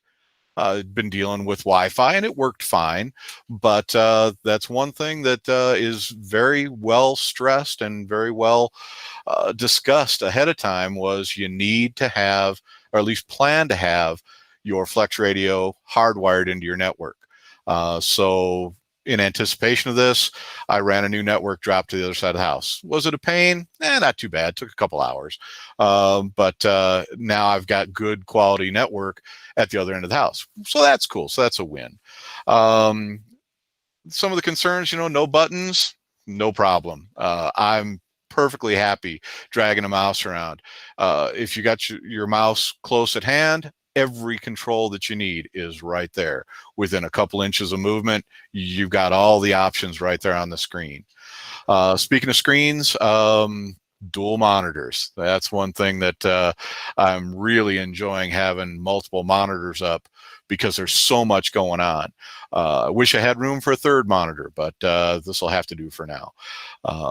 Again, I'm just thrilled to have joined the Flex family. Really, really enjoying the radio. This is probably going to be one of the last high dollar upgrades for a while. Knock on wood, famous last words, you know how that goes. Yeah, that power genius, sure. So anyhow, that's it from my shack. Definitely love the radio. Thanks for putting on a great presentation. Back to you, Justin. AE2L, AD0WB. Yeah, thanks, Mike. Good comments there. And you got the 6600, right, with the which has the tuner and the 4 slices. That's correct. Big jump there. Big jump. Oh yeah. So yeah, far cry from the 7300 or the 590. So what made you buy the 6600 versus the 6400? Good question. I certainly wanted the ability to use multiple antennas with multiple slices. That was, I don't want to say a limitation, but that is part of the design of having the one SCU in the 6400. So if you want to change your receive antenna, it changes it on both slices. It's not the end of the world, but it's something that I wanted to be able to run multiple antennas and check, using that on different slices. I was looking at some of the older Flex radios. We haven't really touched on those. The 6000 series in general are considered their signature series radios. The first one, or the earliest version, was the 6300, 6500, and the 6700. I'm not sure on dates, but I think those came out 2013, 2014, something like that. The 6300 was very similar to the 6400. You had one SCU and 2 slices. The 6500 was a little confusing to me. As I understand it, it's one SCU and 4 slices. The 4 slices had my curiosity, but then I realized it was one SCU. The 6700 is the 2 SCUs and 8 slices. That seems to be a bit overkill to me. At this point, I'm having a hard time keeping up with 4 slices, but can't imagine running 8 at once. But so the 6400 was certainly on my radar. I was looking at the 6600 and trying to talk myself down to get the 6400. Very similar to Dan, what he was talking about at the Ham Expo. That's when I made the decision that I was going down the Flex path, was back July, August timeframe. Discussed some stuff with the guys there at that expo. Still had to rat hole some money and get to the point that I could make the purchase, and it was a healthy purchase. I won't cut any corners. It hurts, but I don't see myself buying another radio for quite some time.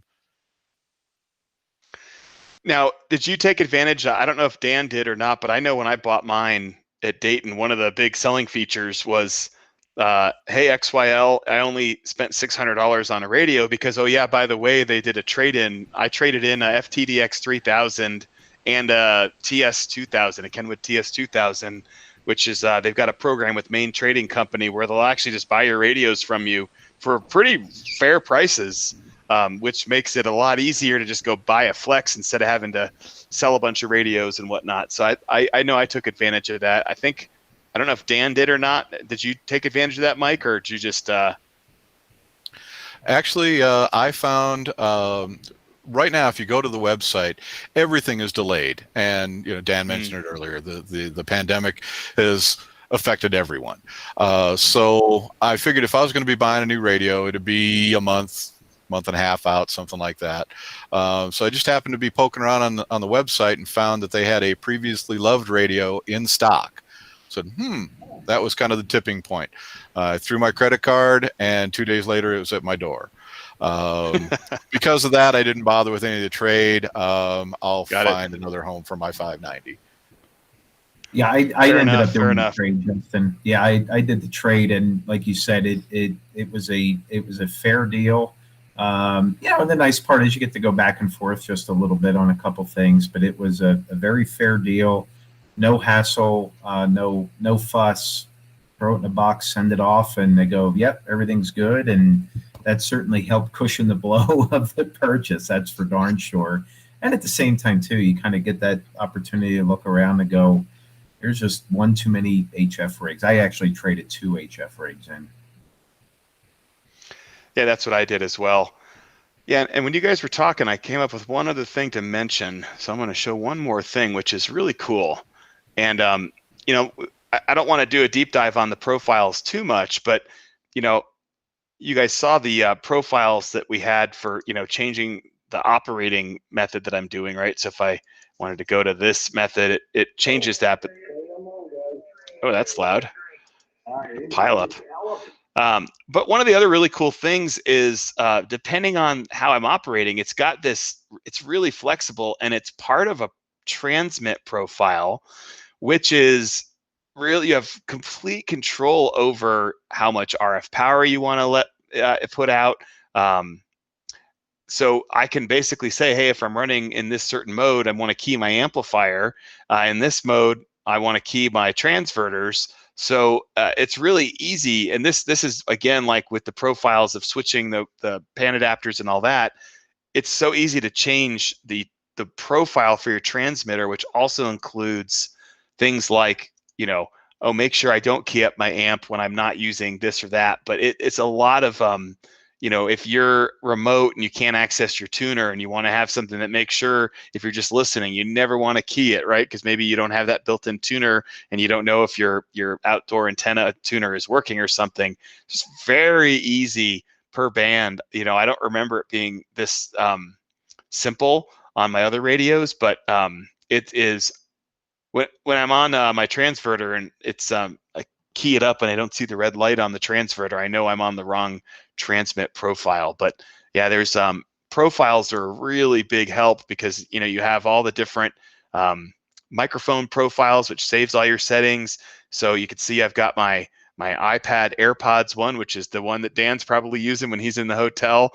And pro tip, by the way, if you're remote, Dan, make sure DAX is not selected on that, otherwise your audio is not getting through. But anyway, I just wanted to show that one last thing. Well, simplifies everything quite a bit. Another question that came through from Brian is, what transverter are you using, Justin? Yeah, I'm using the Q5 signal transverters, and let's see, I don't have a picture of them, but let's see if I can.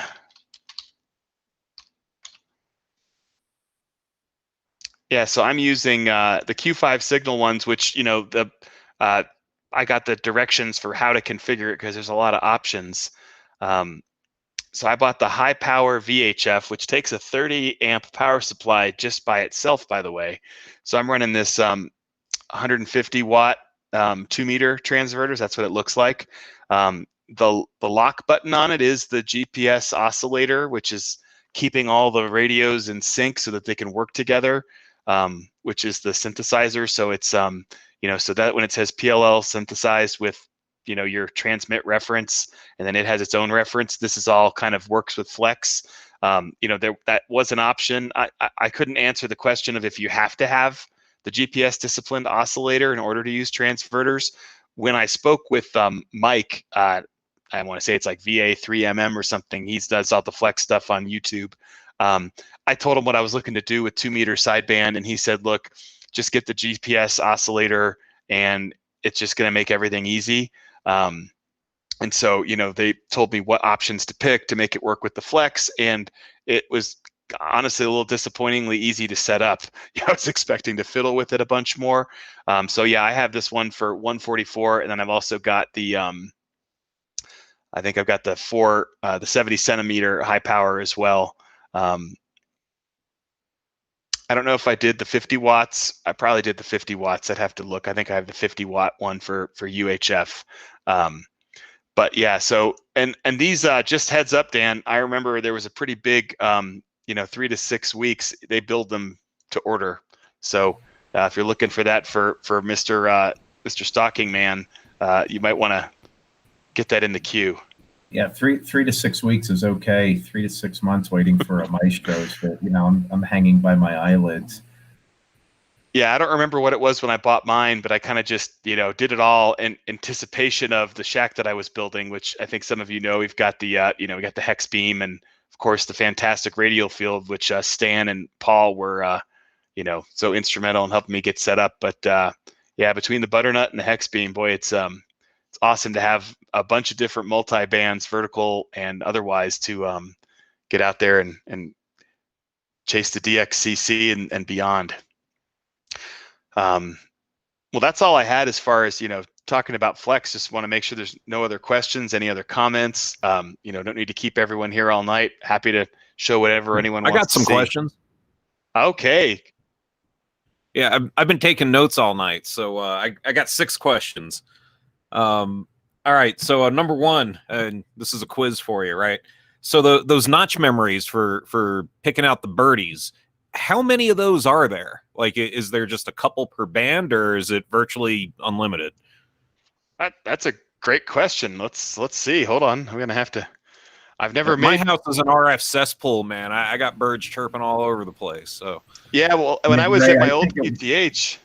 Yeah, one Go ahead, time I when I first got into the software, I think I was like, well, what does this do? And I just kept clicking on it, and I think I had about 35 of them open. all right, that answers my question. Yeah, I mean, and what's crazy is you can actually, if we just wanted to notch out the entire guy. Let's see who we listening to. So let's come over and listen to a signal, right? You're like, if I make it very deep, he's almost not even in there anymore. You turn it off, and there's a big signal all of a sudden. So, yeah, I've never, and that's the beautiful thing is if you have persistent noise, like you can see right here with that one, it's still there, right? So I've got this tracking notch, and if I remember it, it will turn green, and it shows up every time I use it. So yeah, I don't know if there's a theoretical limit. That would be something for the Flex team for sure. I've never run into that where Dan hit the nail on the head. He kept hitting it and hitting it and hitting it and never hit a ceiling. So that's a great question. All right, question number 2. So I'm looking at a picture of a 6600M because I like knobs. So there's going back to the RF gain thing, right? So there's the AF knob, typical volume knob, and then there's the AGCT knob / squelch behind it. Does that behave just like an RF gain knob, or I'm sure it's doing something different in the radio, but the behavior to the human ear is what I'm after. I'm gonna butcher this horribly. Okay. There's entire papers on how this works and how it is not what you describe, but it's what you describe. But it affects the whole thing, so it's not an RF gain. It controls the way that the signal makes it in. Like literally, there's an entire white paper on. I think I have it here on my desktop even.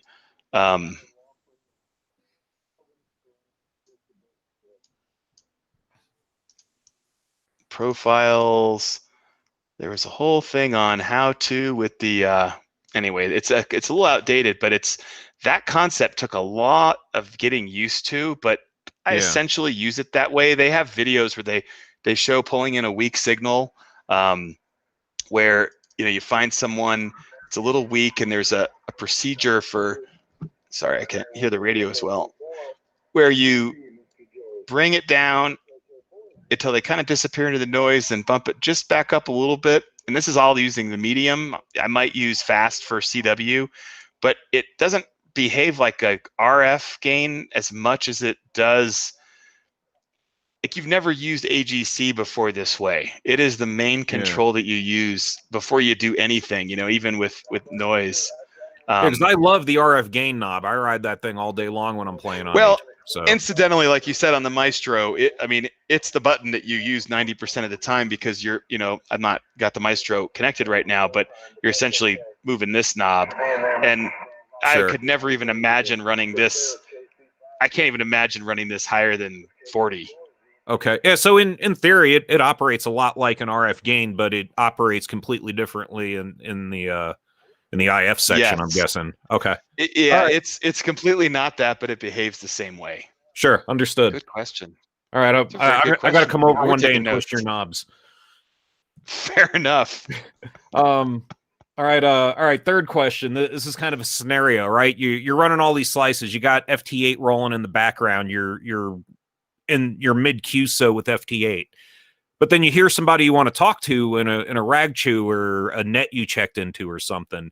If you key up your microphone, will it just like, can you set a priority? Like, I want my mic to take priority over this FT8 thing I'm running in the background, or can you override, so to speak? Yes, so your push to talk is always going to go on your currently selected transmit slice, but here's the cool part. If I was running on FT8 on another slice, this is kind of where this smart cat comes in with smart SDR cat. Yeah. Notice how it says auto switch to TX. So the FT8 is going to always take over when it wants to transmit. But you can basically set up how you want it to work under the multi-flex settings about how. So if I have multiple selections, what's the local push to talk? Sure. And then I believe that's also under. I think I have to select it if I want to rag chew first. And I'm on this screen. I'd have to click it here. Sure. Because otherwise it would key up the other one. But the FT8 will always select it because there's probably a way to do that. But yeah, it looks FT8 like all the knobs are yeah. there where you could set a priority transmitter, if you want to call it that, right? Yeah, and that's a good question on if there's a secret setting. And that, like you said, there's a million things in here. Radio setup. Oh, incidentally, you can also, if you buy the cheapest version of the knob, which is like $180, it's a really good VFO, lets you get a couple buttons. It's a nice spin the knob thing. Yeah, I wonder if that's something with the. Yeah, I don't know. We'd have to phone a friend on this one, and that'd be the manual. So. All right, I stumped you. That's good. All right, question number 4. I usually just click the TX. Yeah. So. All right, fair enough. All right, so number 4, kind of in the same neck of the woods. Can you add a second transmitter to one of these? Like, is it an option, or can you upgrade, or is it a more expensive model has 2 transmitters? No, I don't think there is a model that has 2 transmitters. Like, I think is it the FTDX 101? That doesn't have 2 transmitters. No, it doesn't. I don't think any radios have 2 transmitters in them. All right, challenge accepted. Maybe some. Yeah, I don't know. Yeah, I don't know. I mean, technically with the transverters, right? You're still transmitting, but it's on like microwatts, you know? Yeah. And that's actually one of the really cool things that you can do. Like Dan mentioned, with some of the audio latency, that is one of the challenges, right? There's always going to be a little bit of latency. My soundbar that I use here, and I use like a Sound Blaster Katana soundbar. If I'm right now, I'm PC audio. If I were to turn the PC audio off and I could switch my source to aux, which is just now I'm coming directly from the radio. In this scenario, if I hit MON, there'd be no delay because it's literally the back of the radio. Sure. Yeah. So when you have access to the back of the radio, it's always better. But the other thing that's pretty cool that you can do is if you wanted to actually monitors just hearing what it's not your true monitor, but you can actually pull in another receiver, right, and put it on a different antenna and like transmit on like 0 watts or 1 watt. Sure. You put it in the same spot and you can actually hear yourself transmit when you have full duplex turned on. Yeah. Okay. It's pretty cool. Yeah. All right, 2 more quick ones. All right, that SCU module that's doing all the magic inside there. Can you like if you had a single SCU, can you add one to that radio, or is that just another radio you have to upgrade to that has multiples? Yeah, you sell your 6400 to AC5S and you buy the 6600. Understood. Okay. That's how I upgraded my SCUs. Yeah. All right. And the last one, the GPS timing is all well and good, and I'm sure it works really well. But does that radio have an input for a 10 meg reference oscillator? I believe it does. Okay. Let's look at the back panel. Hold on. This is where Mike's great idea to have copies of the back panels. Yeah, I should have been paying Without more having to attention go- earlier on that one. 10 megahertz in. Yes. Yep, there you go. Perfect. All right, I'm done. Wow, Thank those you. are good questions. Much appreciate Oh, and your insight from couple you and the things- whole Flex panel tonight. Yeah, so full disclosure, things I have not yet figured out, right? You can plug in USB cables to the back of the radio, and they can do all sorts of interesting things. I haven't even touched that, right? So Mike's going to have to look into that when he starts to control his step IR. Haven't even looked at that yet. So it's got actual USB ports that are plugged into the radio at all times. So there's a lot of integrations you can do along with the serial port on the back. Full disclosure, haven't even looked at those. One of these days, it would be nice if I could use, I run an amplifier on my second antenna path, which in that case, I usually run my LDG 1000-watt tuner along with the AL80B. So those are the types of ways that you can begin to integrate when things aren't software controlled or TCP controllable. So also a cool thing, but I have not yet done that. There's also some questions in the Meets chat if you want to pop that open. Randy was asking if the PTT is mouse-based and also does it work with a touchscreen monitor or monitors? Well, when I use it on the iPad, the touchscreen works fine. If you have a touchscreen monitor on your computer, it is touch friendly, right? So I've got like a Lenovo, and when you have smart SDR on that, and you touch the screen, it still works. I mean, it's still like clicking on the screen, but the Maestro or the iPad version or the iOS version are all touchscreen based only. So the PTT, so if you're operating remote, you have to just click the MOX button, or there's a button on like the iPad version that does it, and that enables that to happen.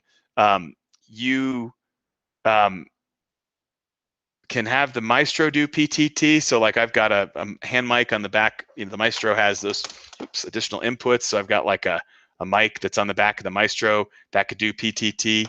And I have a foot switch hooked up to the back of the radio when I'm sitting right here, along with, the mic that I've got here, which I think is probably picking me up if I brought it closer. That's PC mic. Hold on, switch over to mic connection. And you can see I can actually monitor my audio level, and it's hot right now with this mic sitting here in front of me. So looks like I'm using the mic, but it looks dumb with a headset, so I didn't do that.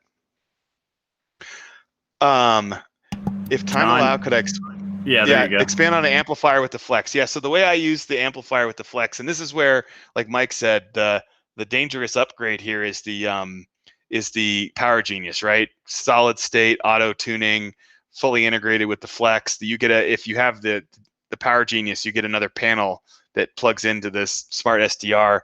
The way I use my amp is my antenna 2 path is wired through my AL80B and my LDG tuner. So if I was going to run 80 meter and I'm on something that I can transmit on 80 meter on, I am on my long wire. So I would come over here. I would have to turn on my amplifier, which I'm doing right now. You have to just take my word for that. I turn on my LDG tuner, and then over here, looks like the frequency's clear. So we will trying to figure out why it's not going to let me transmit. Oh, because I don't have the transmit slice selected. So at this point now, my amp is in standby mode. I would just tune over here. I'll go ahead and tune up the LDG, which will make all the noises you all love. And we'll get a match here on my long wire.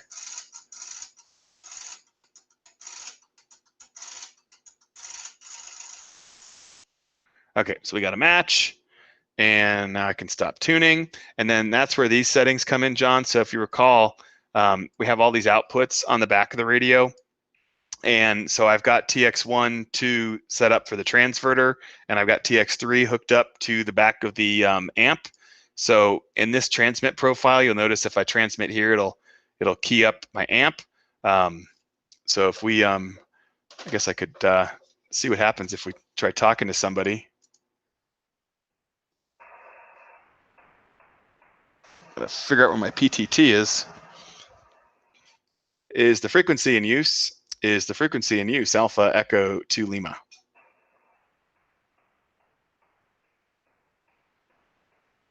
Okay, so we did that without the amp. So let's. Of course, my amp has got a lot of knobs and buttons, so I got to spin the knob, look at my dope sheet here, set it up, spin the plate, do the load. Let's call it good. So I was putting out 100. Now we're in transmit mode. Is the frequency in use? Is the frequency in use Alpha Echo 2 Lima? And I was driving that thing a little hot there, but doesn't sound like the frequency is in use. John, if you're on 80, you can hit me up. N4SJW right now, AE2L. I'm not by the rig. But I was looking at the website. It looks like AE2L clear. Their amp has 2 antenna ports, and it looks like they can go right through to the Flex's 2 antenna ports. I love diversity receive on CW and sideband. And it looks like that combination will preserve the diversity receive. So yeah, the Power Genius I've only looked into a little bit, but I can still do diversity even with my amp on, right? Because I'm transmitting on antenna 2. So if I fire up a diversity receiver, I can listen on my other antenna, but the transmit is always still going to be on the 2 path here. And in my case, I can't use the amp on my path on my antenna 1 port, but I do believe that the Power Genius works seamlessly switching between 1 and 2, and it's fully integrated and works seamlessly with those. And I hear Paul. There you go. Take it away. AC5S, AE2L, Castle Rock, Colorado. Good copy.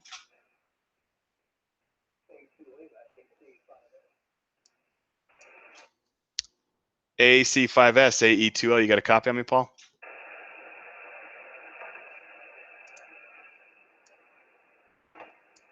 Doesn't sound like you can hear me. Hey, roger that. Yeah, you're sounding great, man. How do you copy?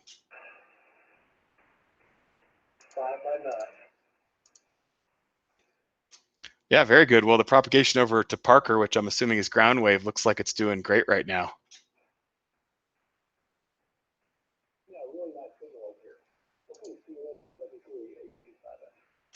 Yeah, 73, Paul. This is AE2L. The frequency is clear.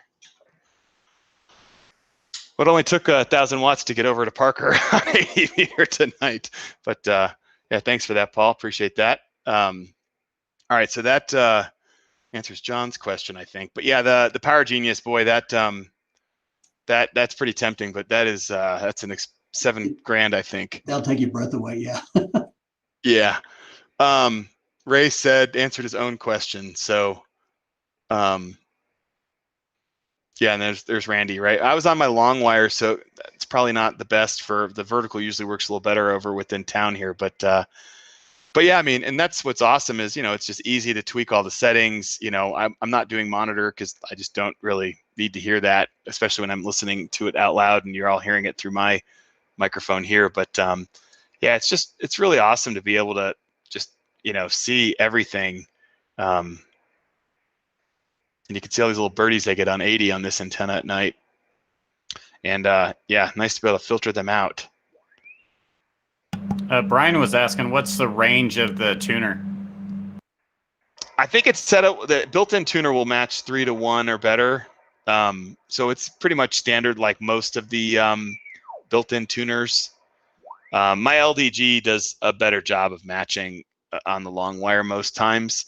I find that like on 30 meter, my butternut has been getting blown around a lot with all this wind, and what is resonant normally seems a little off, and it brings it in. Like, so if I'm on the antenna 1 ports, it's been bringing in my butternut and anything that's just a little off where I know it's supposed to be resonant. But like the hex beam right now, it's like, I don't even have to use a tuner with it. So it's awesome because I got 6 through 20.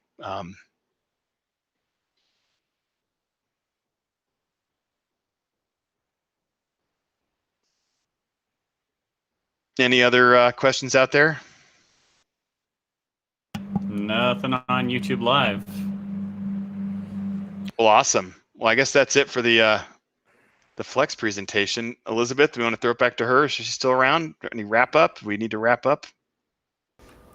I'm here. Yeah, the library's getting ready to close now. That presentation was auto magic. That was, you used that term a couple of times. Auto magically. Yeah, that was pretty awesome. And like Paul said, you got to the depth of the flex.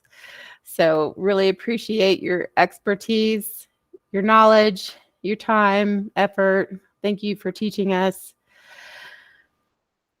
I just want to ask, does anybody else have anything to add to the end of the meeting? Anything coming up? Anything of interest? I do want to say, reminder that next week, Tuesday, is the Elmer Night YouTube Live. And Terry gave us a heads up that they're going to do an HF mobile operation presentation. Anything else that we need to update? Anybody?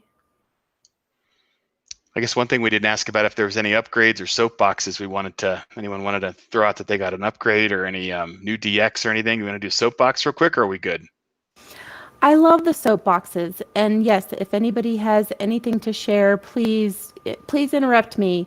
But also, I'd love to share it with the entire club. So if you can contact me on the webpage, and I can feature you in an email blast. I love to hear about your rare DXs that you're having, upgrades, new hams. I love to hear about new profiles, hams that have gotten back into the sport, and you're teaching your kids. I had somebody talk about getting his kids into it, and right now they're turning the knobs, and it's hard to focus because all the knobs are pretty interesting. But yeah, if you have anything to add, and pictures and builds, anything you want to share. Somebody shared the CW. Hey, this is pretty cool stuff.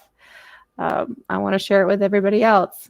Please let us know. Did anybody chime in? Any upgrades? Nothing on YouTube Live, and there's been enough time. So. All right.